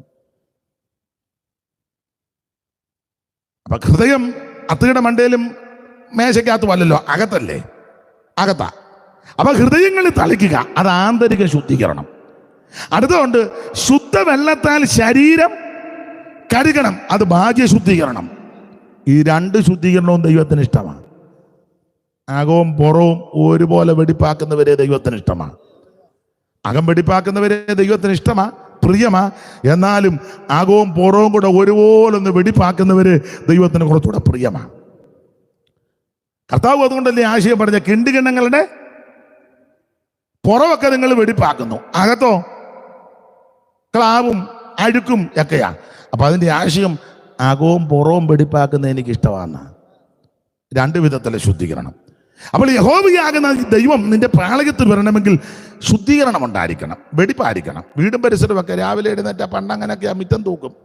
ഇപ്പം മിറ്റമില്ലല്ലോ, എല്ലാം ടൈൽസും ഒക്കെ ഇട്ട് സ്തോത്രം. പിന്നെ വേറൊരു സാധനമായിട്ട് ഇങ്ങനെ നടക്കുന്നതാണ്, അല്ല കൊതുകിനെ മരുന്നടിക്കുന്ന പോലെ. അതുകൊണ്ട് തന്നെ എല്ലാത്തിനും നടുവിന് വേദനയാണ്. എന്തോ അമ്മാമ, നടുവിന് വേദന. പക്ഷേ എനിക്ക് കുനിയാനും നിവരാനും ഒന്നും വയ്യ. പണ്ടമ്മച്ചിമാർക്ക് അങ്ങനില്ല. കാരണം രാവിലെ എഴുന്നേറ്റ ഉടനെ മിറ്റമടിക്കും. പഴയ അമ്മമാർ രാവിലെ വൈകിട്ടും മിറ്റമടിക്കും. നിങ്ങളുടെ കാര്യം അല്ലേ പറഞ്ഞ് നിങ്ങൾ എന്നെ തുറച്ചു നോക്കുമൊന്നും വേണ്ട. അങ്ങനെ ചെയ്യാത്തവരുടെ കാര്യമായി പറയുന്നത്. ഞാനെപ്പോഴും പറയും, എൻ്റെ വല്യമ്മച്ചി ഇപ്പോഴും ഉണ്ട്, ഇപ്പോഴും മിറ്റമടിക്കും. 106 വയസ്സ്.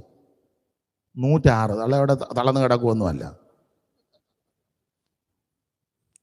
106. ഇപ്പം പിന്നെ കൊച്ചുമക്കൾ അവിടെ വീട്ടിലുള്ളവർ പറയും ചെയ്യിപ്പിക്കാത്ത കൊണ്ടല്ലേ, ചെയ്യും. കണ്ണു തിരിഞ്ഞാൽ ഇപ്പോഴും ചെയ്യും. ഒരു കുഴപ്പവും ഇല്ലെന്നുള്ളതാണ്. സ്തോത്രം. ആട്ടെ. വീട് പരിസരമെല്ലാം വൃത്തിയായിരിക്കണം. അലൂമിനിയം പാത്രമായിരിക്കും മതി. അത് ചാരമൊക്കെ ഇട്ട് നന്നായിട്ട് തേച്ച് വെളുപ്പിച്ച് വെയിലത്ത് വെക്കണം. നമ്മുടെ സാഹചര്യം അലൂമിനിയം പാത്രം മതി, നല്ലതല്ലേ? അതേ ഉള്ളൂ, മതി. പഴയ അമ്മമാരൊക്കെ അങ്ങനല്ലേ, രാവിലെ എഴുന്നേറ്റ് പാത്രമൊക്കെ തേച്ച് വെളുപ്പിച്ച് ആ വെയിലത്തോട്ടൊക്കെ ഒന്ന് വെക്കുന്ന കണ്ടിട്ടുണ്ട്. സ്തോത്രം. ആരോട് പറയാൻ? ഇപ്പം നിങ്ങൾ ചിന്തിക്കുക, തനിക്ക് എത്ര തണ്ണ വന്നാൽ താൻ വന്ന് തേച്ച് മടക്കി തരാൻ. നിങ്ങൾ പറയുന്നില്ലെന്നേ ഉള്ളൂ, അകത്തൊക്കെ അത് ചിന്തിച്ചിട്ടുണ്ട്. തേച്ച് മഴക്കാൻ വന്നാണോ എന്നാണ് ഇപ്പം എന്നെ ചോദിക്കുന്നത്. ഞാനൊരു കാര്യം പറഞ്ഞതേ ഉള്ളൂ. ആട്ടെ. വീട് പരിസരമെല്ലാം വൃത്തിയായിരിക്കണം. ശുചിത്വം അത് അത്യാവശ്യമാണ്. അതാ ഞാൻ പറഞ്ഞത്, ഹൈന്ദവരായ സ്നേഹിതരെ നിങ്ങൾ ശ്രദ്ധിച്ചേ, കുളിക്കാതെ ക്ഷേത്രത്തിൽ പോകില്ല. നമ്മുടെ ആൾക്കാർ എത്ര എണ്ണമാണ് കുളിക്കാതെ പള്ളി വരുന്നത്. വെളുപ്പിനെയൊക്കെ റോഡേ കൂടെ എല്ലാം പോകുന്ന കാണാൻ പതിച്ചു മുടി, മിക്കതും കുളിക്കാതായി പോകുന്നത്. അതെ, വിശ്വന്നോ?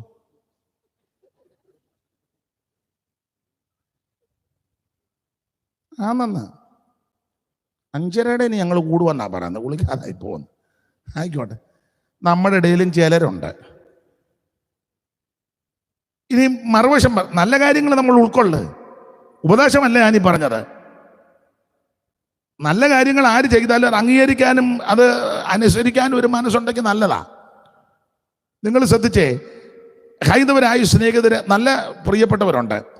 ഇപ്പോഴും അവര് കുളിച്ചേച്ചേ അടുക്കളയിൽ കയറുള്ളൂ രാവിലെ. നല്ല ആഢ്യത്വമുള്ള ചില ആൾക്കാരുണ്ട്, ശുചിത്വമുള്ളവർ. അവർ വൈകിട്ട് വിശ്രമിച്ച് രാവിലെ എഴുന്നേറ്റ് എല്ലാവരും അല്ലെങ്കിലും മിക്കവരും കുളിച്ചതിന് ശേഷമേ അടുക്കളയിൽ കയറും. ഭക്ഷണം പെരുമാറുകല്ലേ. ക്രിസ്ത്യാനികൾ നേരെ തിരിച്ചാ. എല്ലാവരും അല്ല, ചിലര് കുളിച്ചു കഴിഞ്ഞാൽ അടുക്കളയിൽ കയറുകയല്ല, നേരെ തലതിരിവാ. നമ്മൾ 7 മണി ഞാൻ പറഞ്ഞ് മോളി ഇച്ചിരി കാപ്പി, പിന്നെ കൂപ്പി ഞാൻ കുളിച്ചതേ ഉള്ളൂ, ഇനി അടുക്കളയിൽ കയറുന്ന പ്രശ്നം. കൂപ്പ് കുടിക്കാൻ വന്നേക്കുന്നു. തമാശ പറഞ്ഞതല്ല. അടുക്കളയിൽ കയറുന്ന പ്രശ്നമേ ഞാൻ കുളിച്ചേച്ച് ഇങ്ങോട്ട് ഇറങ്ങിയതേ ഉള്ളൂ. അവർ കുളിച്ചേച്ച് അടുക്കളയിലോട്ട് കയറുള്ളൂ. നമ്മുടെ ആൾക്കാർ കുളിച്ചാൽ പിന്നെ ആട്ടെ. അപ്പോൾ ആന്തരിക ശുദ്ധീകരണവും ബാക്കി ശുദ്ധീകരണവും ദൈവത്തിന് ഇഷ്ടമാണ്. അപ്പോൾ ആട്ടെ, നമ്മുടെ വിഷയത്തിലേക്ക് വരാം. വാച്ചിങ് തരണമില്ല, ഞാനങ്ങ് നിൽക്കും. നിങ്ങൾ അവസാനം അയാളുടെ തൊടിലതാന്ന് പറയും. പിന്നെ അല്ല പ്രശ്നങ്ങളാ. നമുക്കൊരു 9:30 വരെ എടുക്കാവോ? ഇവിടുത്തെ ഉപദേശിയാര് നമ്മളാണോ? എടുത്തോട്ടെ, ഒരു 9:15 9 എത്രയാ പറഞ്ഞു? 9:30 ആകുമ്പോൾ നിർത്താം. ഈ വാച്ച് കറക്റ്റാന്നേ. അതാ, ഏതായാലും ചെലവാ. അപ്പൊ ശ്രദ്ധിച്ചേ, ഈ ശരീരം ഇതൊരു ഭവനമാണ്. ഈ ഭവനത്തെ സൂക്ഷിക്കണം. ഇത് മദ്യത്തിന് നീ വിധേയപ്പെടുത്തരുത്. ആർക്ക് കലകം, ആർക്ക് കഷ്ടം, ആർക്ക് സങ്കടം.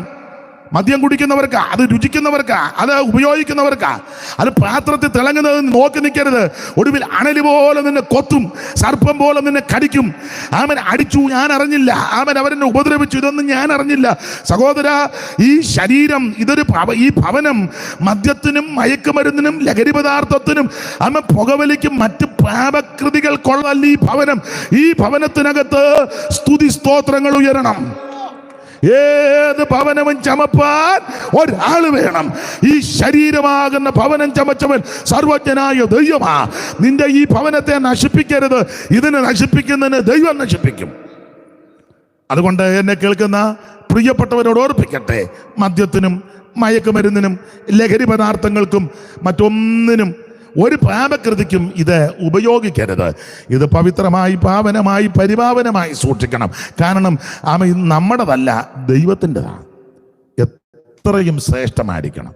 ശുചിത്വവും അനിവാര്യമാണ്. അവിടെ ഞാൻ അധികം വിവരിക്കുന്നില്ല. അപ്പോൾ ഈ ശരീരം ഒരു ഭവനമാണ്. എന്നാൽ ഈ ഭവനത്തിന് അധികം നിലനിൽപ്പില്ല. ഈ ഭവനവും തകർന്നു പോകും.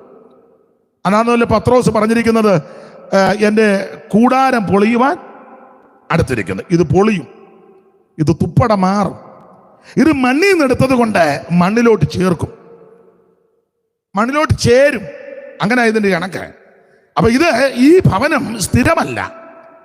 ഇത് നശിച്ചു പോകും, ഇത് തകർന്നു പോകും, ഇത് തകളടിയാകും. ദൈവത്തിന് മഹത്വം. എപ്പോഴാ? അതിന് ലക്ഷണങ്ങളുണ്ട്. പക്ഷേ അത് എപ്പോഴാന്ന് ചോദിച്ചാൽ അതിന് ലക്ഷണങ്ങൾ ഉണ്ട്. അറിയാവില്ല ലക്ഷണം. ദൈവദാസൻ എന്ന് വായിച്ച് അതിൻ്റെ ലക്ഷണങ്ങൾ സഭാപ്രസംഗിയിലുണ്ടല്ലോ, ലക്ഷണങ്ങളെല്ലാം. സ്തോത്രം. വായിച്ചോ, പെട്ടെന്ന് വായിച്ചോ. സഭാപ്രസംഗി 12 എടുക്ക.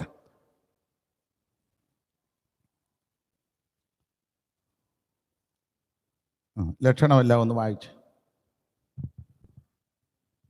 നിന്റെ യൗവനകാലത്ത് നിന്റെ സൃഷ്ടാവിനെ ഓർത്തുകൊള്ളുക. പിന്നെ ദുർദിവസങ്ങൾ വരികയും എനിക്ക് ഇഷ്ടമില്ല എന്ന് നീ പറയുന്ന കാലം സമീപിക്കും.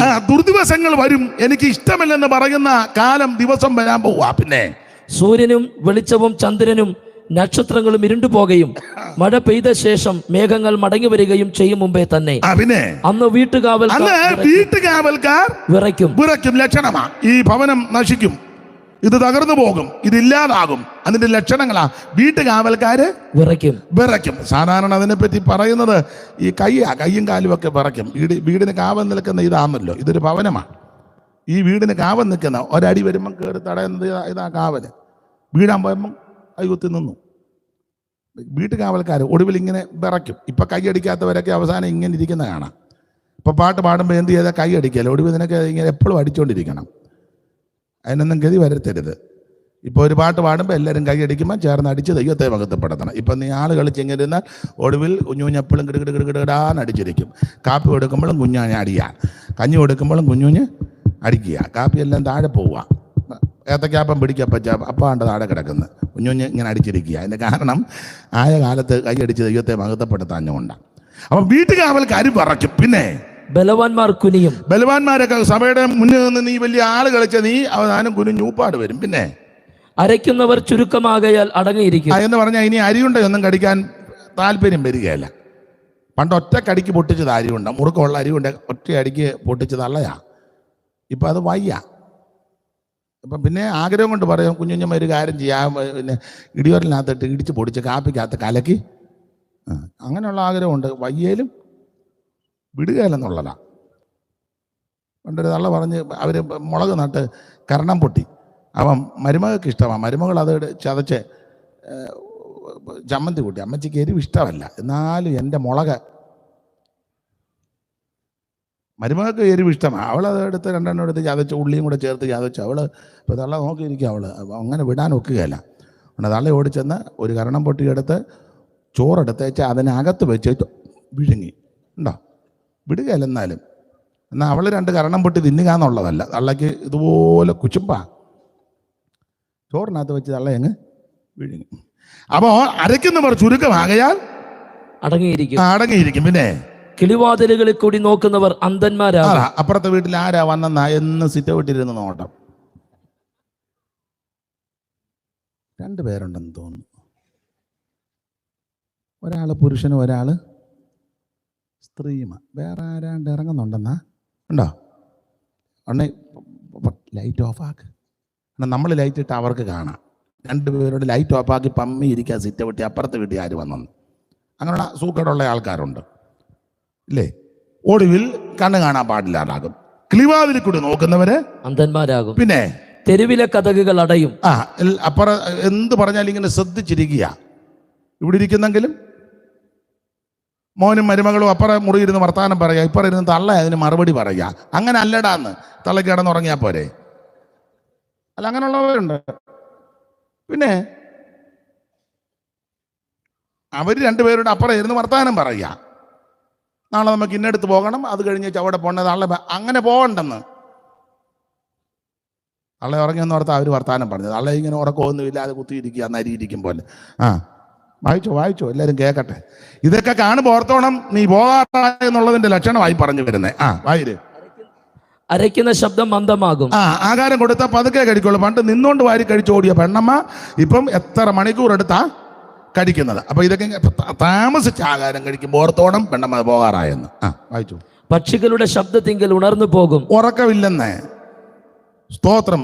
വെളുപ്പിനെ 3 മണിക്ക് അടുക്കള കയറി സ്റ്റീൽ പാത്രം പൊത്തുവന്നായി ഇടുന്നത്. കിടന്നവനെല്ലാം കിടന്ന് എഴുന്നേറ്റ്. തള്ളയ്ക്ക് ഉറക്കമൊന്നുമില്ലെന്നേ. അല്ല, അങ്ങനെയുള്ള അസുഖമുള്ള ആൾക്കാരുണ്ട്. മക്കളും കൊച്ചുമക്കളും ഒക്കെ കിടന്നുറങ്ങുക. തള്ള ചുമ്മാ അടുക്കള കയറി സ്റ്റീൽ പാത്രം ഇടൂന്നതാണ്. ഉറങ്ങിയവരെല്ലാം പെട്ടെന്ന് നാടകം തുടങ്ങുന്നത് പോലെ. തള്ളയ്ക്ക് ഉറക്കമൊന്നുമില്ല. വായിര്. അടുത്ത വാക്യം വായിക്ക്. ഇങ്ങനെ ഉറക്കമില്ലാതെ അടുക്കള കൂടെ ഇങ്ങനെ പമ്മി അടക്കുമ്പോൾ തന്നെ ജാഗാറായെന്ന്. വായിര്.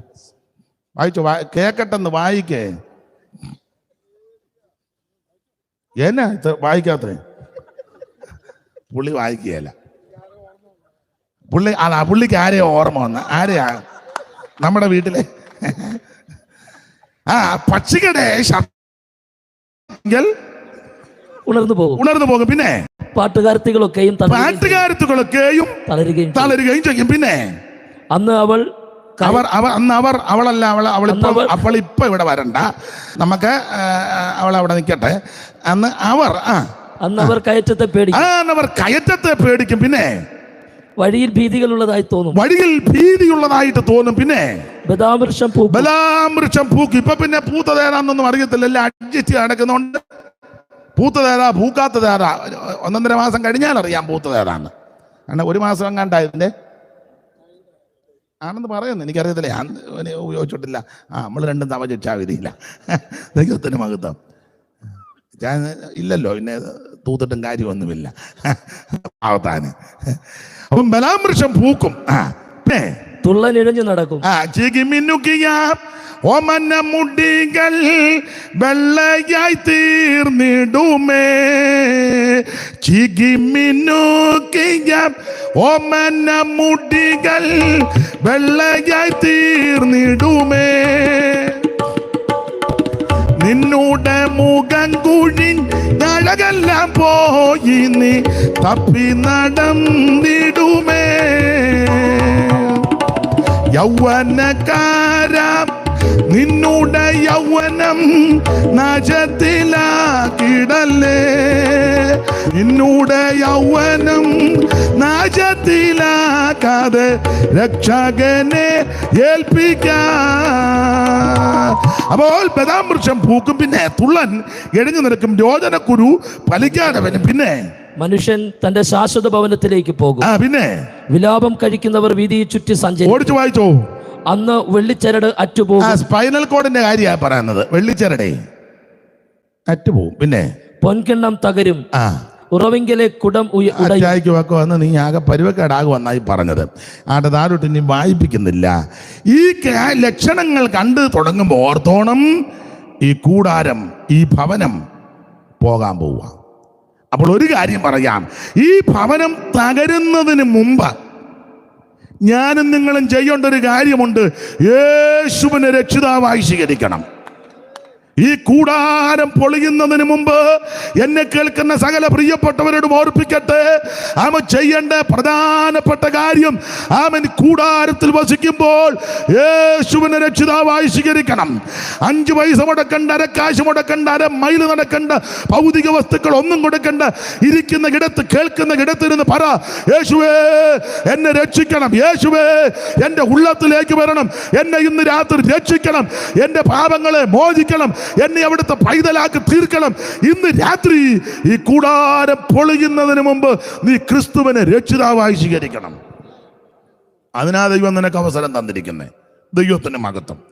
അപ്പോൾ ഈ ഭവനം നശിച്ചു പോകും. അതുകൊണ്ട് ഇതിൽ ഒത്തിരി വെച്ചുകെട്ടും ഏച്ചുകെട്ടും ഒന്നും വേണ്ട. ഇതൊത്തിരി പോകുന്നതാ. സ്തോത്രം. അങ്ങനെയൊക്കെ ഉള്ള ആൾക്കാരുണ്ട്. ഒത്തിരി സാമ്പാറിന് മേടിച്ച വെള്ളരിക്ക സാമ്പാർ ഇടുകയല്ല, ആരോട് പറഞ്ഞു കൊടുത്ത് അത് വട്ടം കണ്ടിച്ച് തൂത്തേച്ച് കിടക്കും കുഞ്ഞുഞ്ഞമ്മയെന്ന്. ഭർത്താവ് പറഞ്ഞു, സാമ്പാർ വെള്ളരിക്ക ഇല്ലല്ലോ. വെള്ളരിക്ക ഇല്ലായിരുന്നു. ആര് പറഞ്ഞു ഞാൻ വെള്ളരിക്ക മേടിച്ചത്? ചോദിച്ചു വരുമ്പോൾ എനിക്കൊരു കാര്യം, ഏത്തക്കാപ്പത്തിന് മേടിച്ച കടലമാവാ. ഏത്തക്ക അടുത്ത് നീ ആ ഏത്തക്ക എന്നിട്ട് പോടാന്ന് പറഞ്ഞു. ഏത്തക്ക കടലമാവ് എനിക്ക് ആവശ്യമുണ്ടെന്ന് ആരാണ്ട് പറഞ്ഞു കൊടുത്ത് രാത്രി അതെല്ലാം കലക്കി വാരി തേക്കാൻ കുറച്ച് വെളുക്ക് വന്നു. മിക്കവാറും ഇങ്ങനെയാന്നേ വെളുക്കും, കുറച്ചുകൂടെ വെളുക്കും. ഇതിനകത്ത് ഒത്തിരി വെച്ചുകെട്ടും ഏച്ചുകെട്ടും ഒന്നും വേണ്ട. ഇത് തകർന്നു പോകുന്നതാ. ഇത് മണ്ണോട് ചേരുന്നതാ. മണ്ണാകും ഈ ശരീരം, മണ്ണോടു ചേർന്നാലുമേ മണ്ണാകും ഈ ശരീരം, മണ്ണോടു ചേർന്നാലുമേ കാകളം ധ്വനിച്ചിടുമ്പോൾ തേജസ്സിൽ ഉയർക്കുമേ. ദൈവ കാകളം ധ്വനിച്ചിടുമ്പോൾ. നിങ്ങൾക്ക് ആ പാട്ട് പറയാൻ മേലേ? എന്നെ ഒന്ന് സഹായിക്കാൻ മേലേ? അതോ എനിക്കറിയാവോ എന്ന് പരീക്ഷിക്കാന്നോ? നിങ്ങളെ പാടാനും കൂടെ വിളിച്ചതല്ലേ? പിന്നെ ചെറുതായിട്ട് പാടാറ്, വലുതായിട്ട് അങ്ങ് പാടും. മണ്ണാകും ഈ ശരീരം, മണ്ണോടു ചേർന്നാലുമേ മണ്ണാകും ഈ ശരീരം, മണ്ണോടു ചേർന്നാലുമേ കാഹളം ധ്വനിച്ചിടുമ്പോൾ തേജസ്സിൽ ഉയർക്കുമേ. ദൈവ കാഹളം ധ്വനിച്ചിടുമ്പോൾ തേജസ്സിൽ ഉയർക്കുമേ. വിശുദ്ധരെല്ലാരും പിൻ തേജസ്സിലെപ്പോഴും, വിശുദ്ധരെല്ലാരും തേജസ്സിലെപ്പോഴും കർത്തൻ തന്റെ സന്നിധിയിലെന്നും മോദിക്കും. കർത്തൻ തന്റെ സന്നിധിയിലെന്നും മോദിക്കും. അപ്പൊ ശ്രദ്ധിക്കുക, ഒന്ന്, ഈ ശരീരം ഒരു ഭവനമാണ്. ഇത് ദൈവം സൃഷ്ടിച്ചതാണ്. എന്തിനാ? ഈ ശരീരം കൊണ്ട് ദൈവത്തെ മഹത്വപ്പെടുത്താൻ. ഈ ശരീരത്തിൽ, ഈ ഭവനത്തിൽ ആവശ്യമില്ലാത്തതൊന്നും വന്ന് കയറരുത്. മദ്യം ഈ ഭവനത്തിനകത്ത് വരരുത്. പുകവലി, ലഹരി പദാർത്ഥങ്ങൾ, ലോകത്തിന്റെ ഇമ്പങ്ങൾ, ലോകാഡംബരങ്ങൾ ഒന്നും ഈ ഭവനത്തിനകത്ത് വരരുത്. ഇതിനകത്ത് സ്തുതിയും സ്തോത്രവും ദൈവത്തിന് മഹത്വവും പുകഴ്ചയും നിരന്തരം ഉയർന്നുകൊണ്ടിരിക്കണം. ഈ ശരീരത്തിൽ, ഈ ഭവനത്തിൽ അധികം പ്രശംസിക്കുകയും ചെയ്യരുത്. സ്തോത്രം. മനുഷ്യനെ ആശ്രയിച്ച് ജഡത്തെ തന്റെ ഭുജമാക്കി ഹൃദയം കൊണ്ട് യഹോവയെ വിട്ടുമാറുന്ന മനുഷ്യൻ ശപിക്കപ്പെട്ട്. ഇതിലൊത്തിരി പ്രശംസിക്കരുത്. പ്രശംസിച്ച പുള്ളിയെ ഒറ്റ രാത്രി കൊണ്ട് ചെയ്തത് അറിയാമല്ലോ. സ്തോത്രം. ഞാൻ പണിത മഹതിയ ബാബേലല്ലയോ, എൻ്റെ കൈമിടുക്കുകൊണ്ട്. നിന്റെ കൈമിടുക്കുണ്ടെന്ന് നേടിയെന്ന് നീ പറയുകയും ചെയ്യരുത്. ഇതിലധികം പ്രശംസിക്കരുത്. പൗലോസ് പറഞ്ഞു, എനിക്ക് ജഡത്തിൽ പ്രശംസിപ്പാനൊക്കെ വകയുണ്ട്.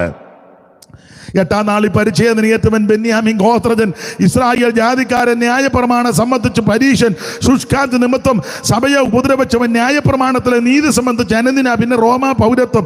അത് കാശ് കൊടുത്ത് മേടിച്ചതല്ല, ജന്മനാ കിട്ടിയതാ. സെന്നിദ്രി സംഘത്തിലെ അംഗമാണെന്നും കപ്പലുണ്ടായിരുന്നെന്നും കപ്പലുടമസ്ഥന്റെ മകനായിരുന്നെന്നും വെക്കല കോടിക്കണക്കിന് സ്വത്തുള്ള ആളായിരുന്നു. അവ പ്രശംസിപ്പാൻ ഒത്തിരി വകയുണ്ട്. പക്ഷേ ഡമസ്കസിന്റെ പടിക്ക് വെച്ച് യേശു ക്രിസ്തുവിനെ ദർശിച്ചു കഴിഞ്ഞപ്പോൾ നട്ടുച്ച നേരത്ത് സൂര്യനേക്കാൾ കവിഞ്ഞ പ്രകാശത്തിന് വഴിപ്പെട്ട് അവൻ കയറിയ വാഹനമൃഗത്തിന്റെ പുറത്തു നിന്ന് താഴെ വീണ് കണ്ണിന്റെ കാഴ്ചയെല്ലാം പോയി.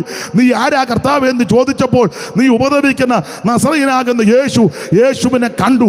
അതുകൊണ്ടാ കൊരിന്ത്യലേഖനം പറഞ്ഞത്, ഒടുവിൽ അകാലപ്രജ പോലുള്ള എനിക്കും അവിടുന്ന് പ്രത്യക്ഷപ്പെട്ടു. അഗ്രിപ്പാവിനോട് പറഞ്ഞു, അഗ്രിപ്പാവേ, ഞാൻ സ്വർഗീയ ദർശനത്തിന് അനുസരണക്കേട് കാണിച്ചില്ല. യേശുവിനെ കണ്ടു കഴിഞ്ഞപ്പോൾ താൻ നേരത്തെ പ്രശംസയായിട്ടാണ് ഇതെല്ലാം ചപ്പന്നും ചവർന്ന് വേണ്ടി. ഒടുവിൽ പറയോ, എനിക്കോ നമ്മുടെ കർത്താവാകുന്ന യേശു ക്രിസ്തുവിന്റെ ക്രൂശിലല്ലാതെ പ്രശംസിപ്പാൻ ഇടവരരുത്. ഒരു വ്യക്തി പ്രശംസിക്കേണ്ടത് ക്രൂശിലാണ്. അതെന്തിനായി ക്രൂശിൽ പ്രശംസിക്കുന്നത്? ഒത്തിരി കാര്യമുണ്ട്. 2 കാര്യം പറഞ്ഞാൽ ഭാഗം വിട്ടേക്കാം. എനിക്ക് നിങ്ങൾക്കും വല്ലതും പ്രശംസിപ്പാനുണ്ടെ കാൽവറി ക്രൂശിലാണ്. എന്താ നമുക്ക് ക്രൂശിൽ പ്രശംസിപ്പാൻ കാരണം? ഒന്ന്, ക്രൂശിൽ വെച്ച് ആ ശത്രുത്വം ഇല്ലാതാക്കിയത്. ഞാൻ നിങ്ങളുമെല്ലാം ശത്രുക്കളായിരുന്നു. അങ്ങോട്ട് ചെല്ലാനും ദൈവത്തോട് അടുക്കാനും അങ്ങോട്ടൊന്നും കയറാനും ഒരു അനുവാദവുമില്ലായിരുന്നു. ശത്രുക്കളാണ്, പാപികളാണ്. റോമാലേഖനം 5-ാം അധ്യായത്തിൽ നമ്മൾ എങ്ങനെ ഇരുന്നപ്പോഴാണ് നമ്മളെ സ്നേഹിച്ചത്? 1, ശത്രുക്കളായിരുന്നപ്പോൾ അവിടുന്ന് സ്നേഹിച്ചു. 2, നാം ബലഹീനരായിരുന്നപ്പോൾ അവിടുന്ന് നമ്മെ സ്നേഹിച്ചു. 3, നമ്മൾ അഭക്തരായിരുന്നപ്പോൾ നമ്മളെ സ്നേഹിച്ചു. നമ്മുടെ ഭക്തി കൊണ്ടൊന്നും സ്നേഹിച്ചതല്ല, അഭക്തരായിരുന്നു. സ്തോത്രം. നമ്മൾ പാപികളായിരുന്നപ്പോൾ നമ്മെ സ്നേഹിച്ചു. അതാ കാൽവറിയിലെ സ്നേഹം. ആ സ്നേഹം അനുഭവിച്ച ദൈവമക്കൾ ക്രൂശിൽ പ്രശംസിക്കണം. എന്താ ക്രൂശിൽ പ്രശംസിക്കാൻ കാരണം? ക്രൂശിൽ വെച്ച് ശത്രുത്വം ഇല്ലാതാക്കി. 2, ക്രൂശിൽ പ്രശംസിപ്പാൻ കാരണം ക്രൂശിൽ വെച്ച് ആ രക്തം ചൊരിഞ്ഞത്. എൻ്റെയും നിങ്ങളുടെയും പാപം പരിഹരിക്കുവാൻ അവിടുത്തെ പരിശുദ്ധ രക്തം ക്രൂശിൽ ചൊരിഞ്ഞു. അതുകൊണ്ടാണ് ക്രൂശിൽ പ്രശംസിക്കുന്നത്. 3, ക്രൂശിൽ പ്രശംസിക്കാൻ കാരണം ക്രൂശിൽ വെച്ച ജയോത്സവം കൊണ്ടാടി. ഇന്ന് രാത്രി പരാജയത്തിൻ്റെ പടുകൂടി കിടക്കുന്ന എനിക്കും നിങ്ങൾക്കും രക്ഷ വരുത്തിയതും വിജയം തന്നത് ക്രൂശിലാണ്. ജഡത്തിൽ പ്രശംസിക്കരുത്. അതുകൊണ്ട് ഈ ജഡത്തിൽ പ്രശംസിക്കരുത്. ഇത് നശിച്ചു പോകുന്നതാ, ഇത് നിലനിൽക്കുന്നതല്ല. 4 വിരലെ മർത്യനായൂസോ നിൽക്കുന്നോരെല്ലാം മായ.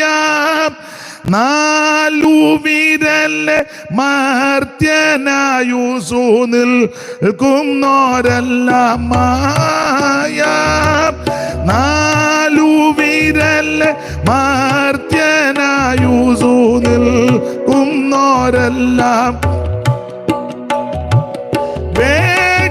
നിഴലിൽ നടന്നൂതങ്ങൾ കഴിക്കുന്ന കഥ പോലെ.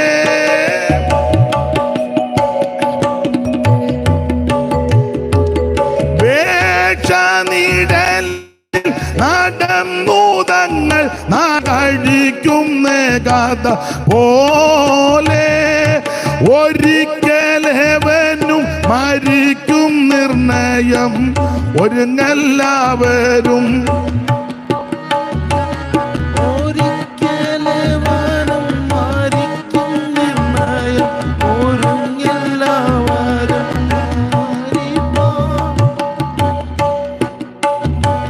വയസ്സും ശിശുവും മരിക്കുന്നില്ലയോ ലോകേ. മതി ഇങ്ങനെ നമ്മളെല്ലാവരും മരിക്കും. അല്ല, ഞാൻ ഇവരെ ഒന്നും പറയുകയല്ല. ഇപ്പോൾ ഈ പഴയ പാട്ട് മിക്കവർക്കും അറിയത്തില്ല. പണ്ടൊക്കെ മരണ വീടുകളിലെ ഡെഡ് ബോഡി രാത്രി കൊണ്ടുവന്നാൽ ഇത് നമ്മൾ പാടിയേ പറ്റൂ. അതൊരു ശുശ്രൂഷയും കൂടാ. ഞാനിപ്പോഴും പോകും അങ്ങനെയുള്ളിടത്തൊക്കെ. പിന്നെ വിളിക്കോളം ഇരുന്ന് പാട്ട് പാടും. അതുകൊണ്ട് ചില പാട്ടുകളൊക്കെ നല്ല തിട്ടമാണ്. ഇപ്പം പിന്നെ ഇവരെന്നല്ല, പാട്ടുകാർക്ക് നമ്മൾ കോൺട്രാക്ട് ബേസിൽ കൊടുക്കുന്നുണ്ട്. അവർക്കൊരു 3-4 പാട്ടുണ്ട്. അത് അവരങ്ങ് പാടിക്കോളും. നമ്മളിത് കേട്ടിരുന്നാൽ മതി. സ്തോത്രം, അത് കുഴപ്പമില്ല, മതി. പക്ഷേ പഴയ പാട്ടുകളൊന്ന് പാടിക്കേ, നമുക്ക് നമ്മുടെ ജീവിതത്തെ ഒന്നുകൂടെ കാണാനും പരിശോധിക്കാനും ഒന്നുകൂടെ സമർപ്പിക്കാനും ഒന്നുകൂടെ വിധേയപ്പെടുത്താനും ഒക്കെ നമുക്ക് വളരെ നല്ലതാണ്. ആട്ടെ, എന്തായാലും ഒരു കാര്യം പറയാം. ഇത് ഒരു ഭവനമാണ്. ഈ ഭവനത്തിലധികം പ്രശംസിക്കരുത്, ഇത് തകർന്നു പോകും. ഏത് ഭവനം ചമപ്പാൻ ഒരാൾ വേണം. ഈ ശരീരം ഒരു ഭവനമാണ്. ഇത് ചമച്ചവൻ ദൈവമാണ്. 2, ഈ ശരീരമാകുന്ന ഭവനം ഈ ഭൂമിയിൽ മരണം വരെ ദൈവമക്കളോട് ബന്ധപ്പെട്ട് കാഹളത്തിന്റെ ശബ്ദം കേൾക്കുന്നത് വരെ മഞ്ഞും മഴയും കാറ്റും മറ്റ് കെടുതികൾ ഏശാതെ പാർക്കുവാൻ നമുക്കൊരു ഭൗമിക ഭവനം ആവശ്യമാണ്.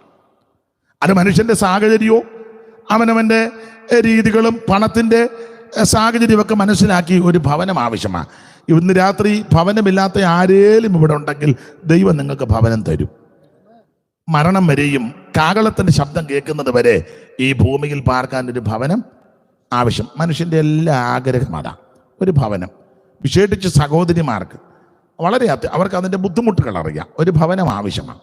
അപ്പോൾ നമുക്ക് രണ്ടാമത്തെ ഭവനം, ഒരു വീട് നമുക്ക് ആവശ്യമാണ്. പക്ഷെ ആ വീട് പണിയുന്നത്, ഞാൻ ഇങ്ങനെ പറയാറുണ്ട്, ബിൽഡിങ് ഞങ്ങൾ സഹോദരന്മാർ പണിത് തരും, പക്ഷേ ഭവനം പണിയേണ്ടത് സഹോദരിമാരാണ്. ബിൽഡിങ് ഞങ്ങൾ പണിത് തരും സഹോദരന്മാർ, ഇഷ്ടികയും മണ്ണും കമ്പിയും സിമെന്റും അതിൻ്റെ സാധനങ്ങളെല്ലാം ചുമക്കുകയും എടുക്കുകയും ഒക്കെ നമ്മൾ ചെയ്യും. പക്ഷേ ആ ഭവനം പണിതെടുക്കേണ്ടത് നിങ്ങളാണ്. അത് ഞങ്ങളെ അല്ല കൂടുതൽ ഏൽപ്പിച്ചിരിക്കുന്നത്, നിങ്ങളെയാ. സ്തോത്രം, നിങ്ങളെയാ. സദൃശവാക്യത്തിൽ സാമർത്ഥ്യമുള്ള സ്ത്രീയെ പറ്റി പറയുന്നുണ്ടല്ലോ, പല കാര്യങ്ങൾ പറയുന്നുണ്ട്. അതെല്ലാം പറഞ്ഞാൽ പണക്കം വരും. ഒരു ഭവനം പണിതെടുക്കുന്നതിന് ഉത്തരവാദിത്വം സ്ത്രീകൾക്കാണ്. അതിലെയോ പട്ടണവാതിൽക്ക് വെച്ച് ബോവസിന്റെ വിവാഹം കഴിഞ്ഞപ്പോൾ രൂത്തിനെ വേളി കടിച്ചു. അപ്പോൾ പട്ടണത്തിലെ മൂപ്പന്മാര് പറയുന്നൊരു സാക്ഷ്യമുണ്ട്. 4-ാം അധ്യായത്തിന്റെ 11-ാമത്തെ വാക്യത്തിൽ, രൂത്തിന്റെ പുസ്തകം 4-ാം അധ്യായത്തിന്റെ 11-ാമത്തെ വാക്യത്തിൽ പട്ടണത്തിലെ മൂപ്പന്മാര് വന്ന് ബോവാസിനോട് പറയുന്ന ആ ഭാഗമാണ് 4-ന്റെ 11. താളിഞ്ഞോട്ട് വരയ്ക്കും മേളില് വായിച്ചേ. അതിന് പട്ടണവാതിക്കലിരുന്ന സകല ജനവും, പട്ടണവാദിക്കുന്ന സകല ജനവും മൂപ്പന്മാരും പറഞ്ഞത് ഞങ്ങൾ സാക്ഷികൾ. പിന്നെ ബോവസായി കല്യാണത്തിന് ഞങ്ങള് സാക്ഷികളാ. കല്യാണത്തിന് സാക്ഷി വേണം, അല്ല ഓട്ടോ കയറ്റി ഓടുകയല്ല. ഷൂൾ ഓടിക്കുമ്പോൾ നീ ഇറങ്ങി വരണം, ഞാൻ ഓട്ടോയായിട്ട് താഴെ നിൽക്കും. പിന്നെ എവിടെയെങ്കിലും 3-4 കൊല്ലം കഴിഞ്ഞേച്ച് പിന്നെ തിരിച്ചവർ വരും. എവിടെയായിരുന്നു? നോർത്ത് ഇന്ത്യയിലായിരുന്നു, വേലയായിരുന്നു. ആയിക്കോട്ടെ, നല്ല വേല. സാക്ഷി വേണം. നിന്റെ വീട്ടിൽ വന്നിരിക്കുന്ന സ്ത്രീയെ, ഇതിന് ഞങ്ങള് സാക്ഷികള്. അല്ല, വിവാഹ ശുശ്രൂഷ നടത്തുമ്പോൾ അത്യാവശ്യമായിട്ട് നമ്മൾ അറിഞ്ഞിരിക്കണം, വളരെ സൂക്ഷിക്കണം. ആൾക്കാരെ വെട്ടിനകത്ത് കൊണ്ടാക്കുന്നുണ്ട്. ഒന്നും പറഞ്ഞില്ല, പേര് പറഞ്ഞാൽ പിന്നെ ബുദ്ധിമുട്ടാണ്. സ്റ്റേജിൽ ചെന്നിരിക്കുമ്പോൾ നടത്താനൊക്കെ നടത്താതിരിക്കാൻ പറ്റുമോ? എന്തോ ചെയ്യും? അതുകൊണ്ട് ഞാൻ ഉപദേശിമാരോട് പറയും, കല്യാണം നടത്തുമ്പം പെണ്ണിനോടും ചെറുക്കനോടും നേരത്തെ കാര്യമൊക്കെ പറയണം, അന്വേഷിക്കണം, ചോദിച്ച് മനസ്സിലാക്കണം. ഇത് നേരായ മാർഗമാണോ അതോ പരിവക്കേടാണോ? നമ്മൾ വെട്ടിനകത്ത് വീണാൽ എന്നാ ചെയ്യും? കേസും ഉണ്ടാകും. കല്യാണം നടത്തില്ലെന്നേ ഉള്ളൂ. അവസാനം പിന്നെ കോടതിയിൽ നിന്ന് ഇറങ്ങാൻ, സഭായം നടത്താൻ ഭാഷ എന്ത് ചെയ്യുക? ഭാഷ കോടതി വരാതെ കിടപ്പുണ്ട്. അതിനാ ഒരാഴ്ചയായിട്ട് അവിടെ തലയണയും പായും ഞങ്ങൾ ഇന്നലെയും കൊണ്ട് കൊടുത്തു. ഒരു കല്യാണം നടത്തിയതാ. അത് പാടില്ല, സൂക്ഷിച്ചറിഞ്ഞിരിക്കണം. വിശേഷിച്ച് പെൺകുട്ടികളെയൊക്കെ ഒരുക്കിക്കൊണ്ട് വരുമ്പോൾ അത് കർക്കശമായിട്ട് പറയണം, വീട്ടുകാരോടും പറയണം. ഇന്ന രീതി അത് യോഗ്യമായിരിക്കണം. സ്റ്റേജിൽ വന്നു കഴിഞ്ഞാൽ നമുക്ക് വല്ലതും പറയാൻ പറ്റുമോ? മിണ്ടാൻ പറ്റുമോ? നേരത്തെ എൻ്റെ അഭിപ്രായം പറഞ്ഞാൽ ലിഖിതമായിട്ട് എഴുതി വെക്കണം. എഴുതി വെച്ച് ഒപ്പൂടെ മേടിക്കേണ്ട കാലം വന്നിരിക്കുക. വേണ്ടേ? ഒപ്പൂടെ മേടിക്കും. അല്ല, അങ്ങനെയുള്ള ആൾക്കാരുണ്ട്. പണ്ട് ഞാൻ കഴിഞ്ഞ ദിവസം പറഞ്ഞു, പഞ്ചായത്ത് ഇലക്ഷന് ഒരുത്തം വന്ന് നിൽക്കുക സ്ഥാനാർത്ഥിയായിട്ട്. ഞങ്ങളുടെ നാട്ടിൽ യുക്തിക്ക് മറുപടി പറയുന്ന ഒരാളുണ്ട്, മിടുക്കനാ പുള്ളി. നാട്ടിലൊരു ചെറിയ പ്രമാണിയാണ്. അവൻ ചാരു കസേരയിൽ ഇങ്ങനെ മുറ്റത്ത് കിടക്കുക, ഇളം കാറ്റ് കൊണ്ട് 4 മണി കഴിഞ്ഞു, വെയിലാറ്, പുള്ളി ഇങ്ങനെ കിടക്കുക. അപ്പം സ്ഥാനാർത്ഥിയായിട്ട് ഒരു 5-8-10 പേര് വന്നു. പുള്ളി നാട്ടിലൊരു പ്രമാണി ആയതുകൊണ്ട് പുള്ളിയുടെ ചേട്ടാ, പുള്ളി കണ്ടു, ഇലക്ഷൻ്റെ കാര്യമൊക്കെ അറിഞ്ഞല്ലോ. അറിഞ്ഞു. പിന്നെ നമ്മുടെ വാർഡ് സ്ഥാനാർത്ഥിയെ ജയിപ്പിക്കണം. ആരാ സ്ഥാനാർത്ഥി? പുള്ളിയെ കസേര കിടന്നുകൊണ്ട് ചോദിച്ചു. എടാ ഇങ്ങോട്ട് വാ, ഇവനാ നമ്മുടെ സ്ഥാനാർത്ഥി. പുള്ളിക്ക് എല്ലാവരെയും അറിയാമല്ലോ.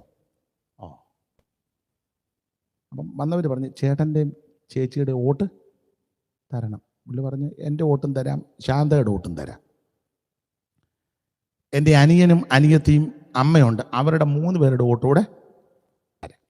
വന്നവർക്ക് സന്തോഷമായി. 2 വോട്ടിന് ചെന്നപ്പോൾ പുള്ളി 5 തന്നു. അത് പുള്ളി അടുത്ത ഡയലോഗ്, ഈ ഏരിയയിൽ താമസിക്കുന്നില്ല, എനിക്ക് വേണ്ടപ്പെട്ടവരെ ഞാൻ പറഞ്ഞാൽ കുറേയൊക്കെ അംഗീകരിക്കുന്നില്ല, ഒരു 65 വോട്ടുകൂടെ മേടിച്ച് തരാം. 2 വോട്ടിന് ചെന്നതാണ്. അപ്പം 65 5 70. വന്നവർക്ക് ഭയങ്കര സന്തോഷം. 2 വോട്ടിന് ചെന്നപ്പോൾ പുള്ളി 70 വോട്ട്, ഭൂരിപക്ഷം. ഒരു വാർഡിൽ 70 വോട്ട് കിട്ടിയാൽ ജയിക്കുക. എന്നാ ചേട്ടാ ഞങ്ങൾ പോട്ടെ. അല്ലേ, പോരുത് അവിടെ നിൽക്ക്. ഒരു കണ്ടീഷനുണ്ട്. എന്താ? കാശ് വല്ലതും ചോദിക്കുന്നതാണ് ഓർത്തത്. അപ്പോൾ അവരിൽ അടിച്ച്, ആരാ സ്ഥാനാർത്ഥി? ഇവൻ. ഒറ്റ കണ്ടീഷനേ ഉള്ളൂ, ബ്ലോക്ക് പഞ്ചായത്ത് എക്സിക്യൂട്ടീവ് മെമ്പർ എന്ന് ഈ മണ്ണയിലോട്ട് മലയാളത്തിൽ എഴുതി വെച്ച് പൊക്കോ, 70 വോട്ടിന് ജയിപ്പിച്ചേക്കാം.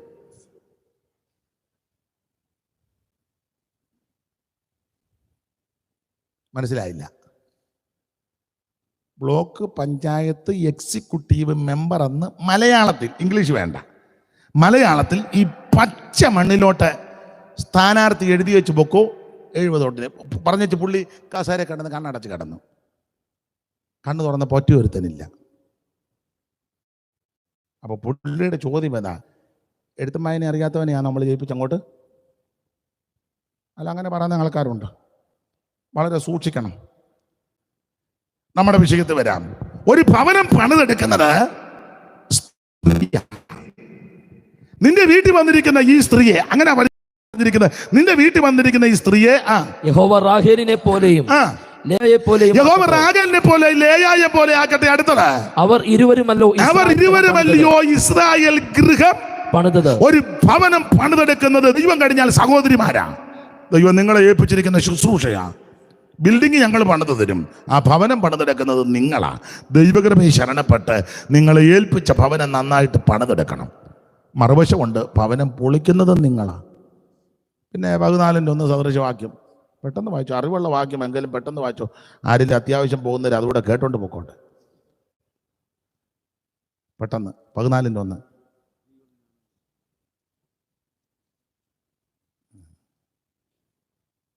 സ്ത്രീകളിൽ ജ്ഞാനമുള്ളവൾ തന്റെ വീട് പണിയുന്നു. ജ്ഞാനമുള്ളവൾ വീട് പണിയുന്നു, ഭോഷത്വമുള്ളവളോ അത് സ്വന്തം കൈകളാൽ പൊളിച്ചളയും. അവള് സ്വന്തം കൈ കൊണ്ട് പൊളിച്ചു കളയും. അപ്പുറത്തുകാരൻ കൂടോത്രം ചെയ്തതല്ല നിന്റെ വീട് പൊളിയാൻ കാര്യം, നിന്റെ ഭോഷത്വമാണ്. അവര് ആഭിചാരം ചെയ്തതൊന്നുമല്ല, നിന്റെ ഭോഷത്വമാണ്. അപ്പോൾ ഒരു വീട് പണിതെടുക്കുന്നത് നിങ്ങളാ, ദൈവം കഴിഞ്ഞാൽ. ആട്ടെ, നമുക്കൊരു ഭവനം ആവശ്യമാണ്. ഇന്ന് രാത്രി എന്നെ കേൾക്കുന്ന ആരെങ്കിലും ഭവനമില്ല ഭാരപ്പെടുന്നെങ്കിൽ ദൈവം യോഗ്യമായ ഭവനം തരുവാൻ വിശ്വസ്തൻ. ഏത് ഭവനവും ചമപ്പാൻ ഒരാൾ വേണം. പക്ഷെ ഒരു കാര്യം പറയാം, ഈ ഭവനം കിട്ടിക്കഴിഞ്ഞ് പിന്നെ കൂട്ടായ്മയ്ക്കും പ്രാർത്ഥനയ്ക്കും വരാതിരിക്കരുത്. അങ്ങനെയുള്ള ചില ആൾക്കാരെ അറിയാം. പണ്ട് വീടും ചുറ്റുപാടുമില്ല, ചെറ്റപ്പര ആനവായം വര, ചെറ്റ തട്ടിയേച്ചൊരു ക്രോസ്, ഒരു കമ്പർ, ആ പൂട്ട്. പണ്ട് 3 അടുപ്പുകല്ല് അങ്ങനെ മൂലയെ വെച്ചിട്ടുണ്ട്, പൊട്ടക്കലം, ചട്ടി, മൺചട്ടിയും പൊട്ടക്കലും. ഒരു കലം പൊട്ടിയതിനകത്ത് പിന്നെ തുണി തിരികെ കയറ്റി. കണ്ടിട്ടില്ലേ? എല്ലാം ബ്രിട്ടനിൽ നിന്ന് വന്നതാ. ഈ യോഗത്തിന് ബക്കിംഗ്ഹാം പാലസിൽ നിന്ന് മിനിഞ്ഞാൻ അമ്മാമ്മ ഇങ്ങോട്ട് നിന്റെ കൂറ ചട്ടിയും എത്ര ചട്ടി പൊട്ടി. അല്ലെ, മംഗലം കിഴിഞ്ഞപ്പോൾ തുണി തിരികെ കയറ്റി വെച്ച്. ഞാൻ തമാശ ഒന്നും പറഞ്ഞതല്ല, ഇല്ലേ മേ, സത്യം പറ. കറച്ചട്ടിയുടെ വങ്കും പോയതാ, എന്നാലത് ചരിച്ചു വെച്ചാ കൂട്ടാൻ വെച്ചത്. ഞാൻ തമാശ പറഞ്ഞതല്ല. എന്നാ ഇപ്പം സോസ് പാനും പിന്നെ വേറെ ഒക്കെ ഉണ്ടല്ലോ, നോൺ സ്റ്റിക്ക് കൊള്ളാം. പറയട്ടി എത്ര എണ്ണമായിരുന്നു ചാരി വെച്ചത്? തമാശ പറഞ്ഞതല്ല. അന്ന് നമുക്ക് ദോശക്കല്ലും വല്ലതും ഉണ്ടോ? ഉള്ള ഒറോട്ടിയാണ് ഉണ്ടാക്കുന്നത്. ഞങ്ങളുടെ അവിടെ ഒറോട്ടി എന്നാണ് പറയുന്നത്. ആ വറചട്ടി വെച്ച് കൈ കൊണ്ട് തന്നെ നല്ല രുചിയായിരുന്നു കേട്ടോ, പണ്ട് കാലമേ.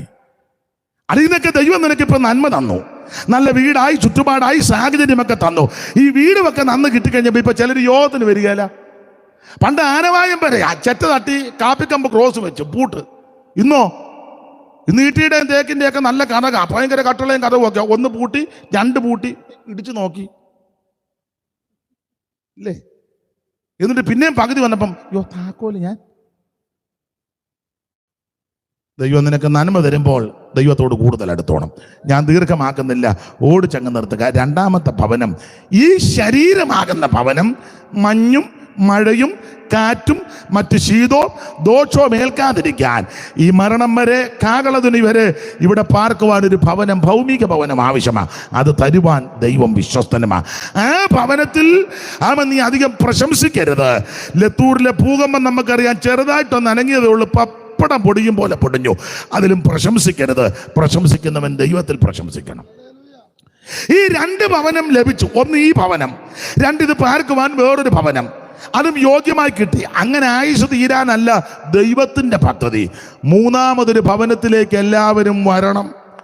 ആ ഭവനം മറ്റൊന്നുമല്ല, സഭയാകുന്ന ഭവനം. സ്തോത്രം. സഭയാകുന്ന ഭവനം. ദൈവസഭ ഒരു ഭവനമാ. വാക്യങ്ങൾ എടുത്ത് വായിക്കാൻ നേരമില്ല. കർത്താവിന് മഹത്വം. ദൈവസഭ ഒരു ഭവനമാ. ഈ ഭവനത്തിലേക്ക് എല്ലാവരും കടന്നു വരണം. ഇന്ന് രാത്രി എന്നെ കേൾക്കുന്നവർ, ദേശനിവാസികൾ, ശബ്ദപരിധികൾ, ദൂരത്ത് ചാരത്ത് ഒക്കെ ഇരുന്ന് കേൾക്കുന്നവർ, മൂന്നാമത്തെ ഭവനത്തിൽ വരണം. ഈ രണ്ട് ഭവനത്തിൽ ജീവിച്ച് നീ തീർന്നു പോകാനല്ല ദൈവത്തിന്റെ പദ്ധതി.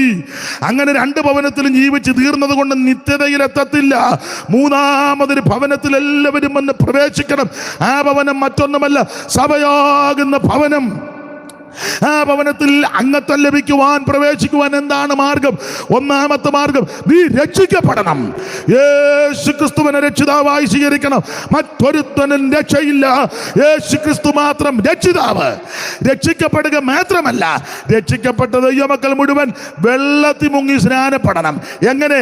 പിതാവിൻ്റെയും പുത്രന്റെയും പരിശുദ്ധാത്മാവിൻ്റെയും നാമത്തിൽ മുങ്ങണം. തളിച്ചാ പോരാ. ഡവറായിക്കാലത്ത് വെള്ളം എടുത്തിങ്ങനെ തളിക്കുന്നൊന്നുമല്ല സ്നാനം. സ്തോത്രം. വെള്ളത്തിൽ മുങ്ങി സ്നാനപ്പെടണം. സ്നാനപ്പെട്ട് സഭയോട് ചേരണം, യേശുവിനോട് ചേരണം, യേശുവിനെ ധരിക്കണം, യേശുവിൻ്റെ മരണ അടക്ക പുനരുത്ഥാനത്തോട് ഏകീഭവിക്കണം. സ്നാനമോ ജഡത്തിൻ്റെ അഴുക്ക് കളയാനല്ല, ദൈവത്തോട് നല്ല മനസാക്ഷിക്കാ. ആമേൻ. സ്തോത്രം. ഇത് ദൈവത്തിൻ്റെ നീതിയാ, ഇത് ദൈവത്തിൻ്റെ കൽപ്പനയാ, ഇത് ദൈവത്തിൻ്റെ പ്രമാണമാ. യേശു മാതൃകയും കാണിച്ചു തന്നു. ഇന്ന് രാത്രി ആ മൂന്നാമത്തെ ഭവനത്തിലേക്ക് എല്ലാവരും വരണം. 5 പൈസ മുടക്കണ്ട, അര കാശ് മുടക്കണ്ട, അര മൈൽ നടക്കണ്ട. ഭൗതിക വസ്തുക്കൾ ഒന്ന് കോഴിയും കൊടുക്കണ്ട, നെല്ലും കൊടുക്കണ്ട, അരിയും കൊടുക്കണ്ട, തുണിയും കൊടുക്കണ്ട, മണിയും കൊടുക്കണ്ട, ഒരു ഭൗതിക വസ്തുക്കൾ കൊടുക്കണ്ട, വസ്തുവും കൊടുക്കണ്ട, ഒന്നും വേണ്ട. ഇവിടെ ദൈവത്തിന് 5 സെന്റ് കൊടുത്തേച്ച് ആള് കളിച്ചിരിക്കുക എന്ന് പറഞ്ഞാൽ ദൈവം പുറമ്പോക്കി കിടക്കുകയല്ലേ? എടാ, ഭൂമിയും അതിന്റെ പൂർണ്ണതയും ഭൂതലവന്റെ നിവാസികൾ യഹോവയ്ക്കുള്ളതാ. വിഡ്ഢി, നീ അന്നേരം 5 സെന്റ് കൊടുത്തേച്ച് സഭയിൽ ആള് കളിക്കുക. അതാരാ? ശീലാന്തിയിലിരിക്കുന്ന അച്ചായൻ സഭയ്ക്ക് സ്ഥലം കൊടുത്ത അച്ചാന താഴെ ഇരിക്കുകയല്ലേ? ഇല്ല, പുള്ളി എപ്പോഴും ശീലാന്തിയല്ല. ഓട്ടാ.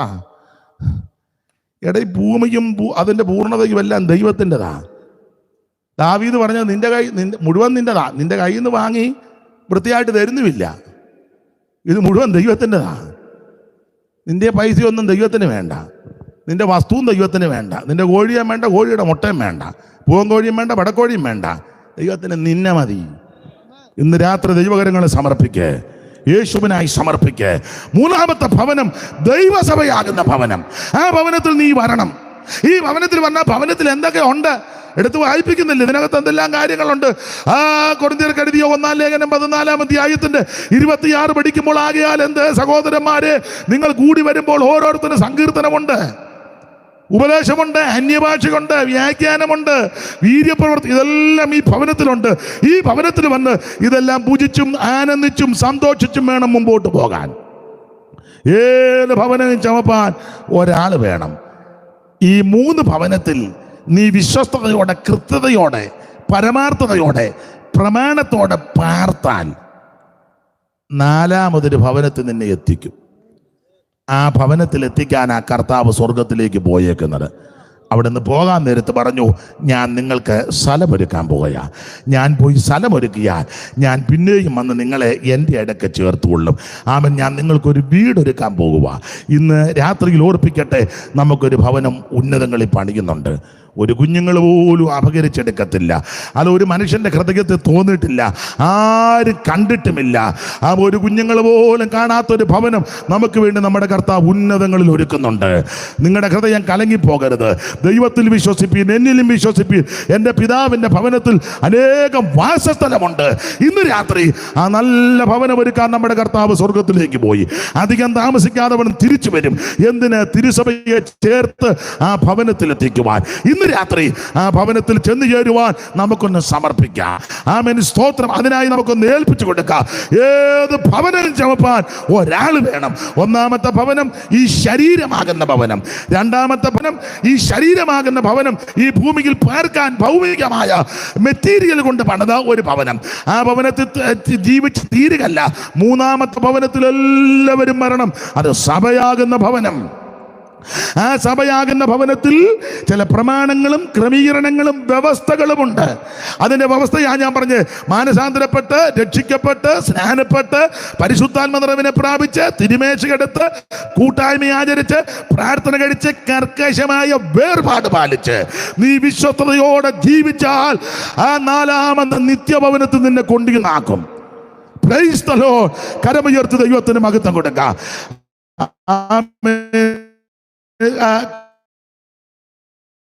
9:30 സ്തോത്രം. നമുക്കിന്ന് രാത്രി അങ്ങ് പിരിഞ്ഞ് ഒരു പഴയ പാട്ടിന്റെ 2 ചരണങ്ങൾ കൈകളടിച്ച് നമുക്ക് പിരിക. മുത്തുമയമായി വിളങ്ങും പട്ടണമാണത് പുത്തൻ യെരൂശലേമായി വിളങ്ങും പട്ടണമാണ്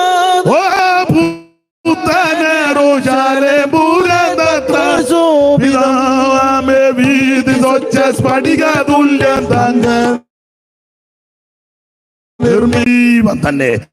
ഒരിക്കൽ കൂടി കരമുയർത്തി ദൈവത്തെ മഹത്വപ്പെടുത്തട്ടെ. ശക്തിയോട് ദൈവത്തെ സ്തുതിക്കാം.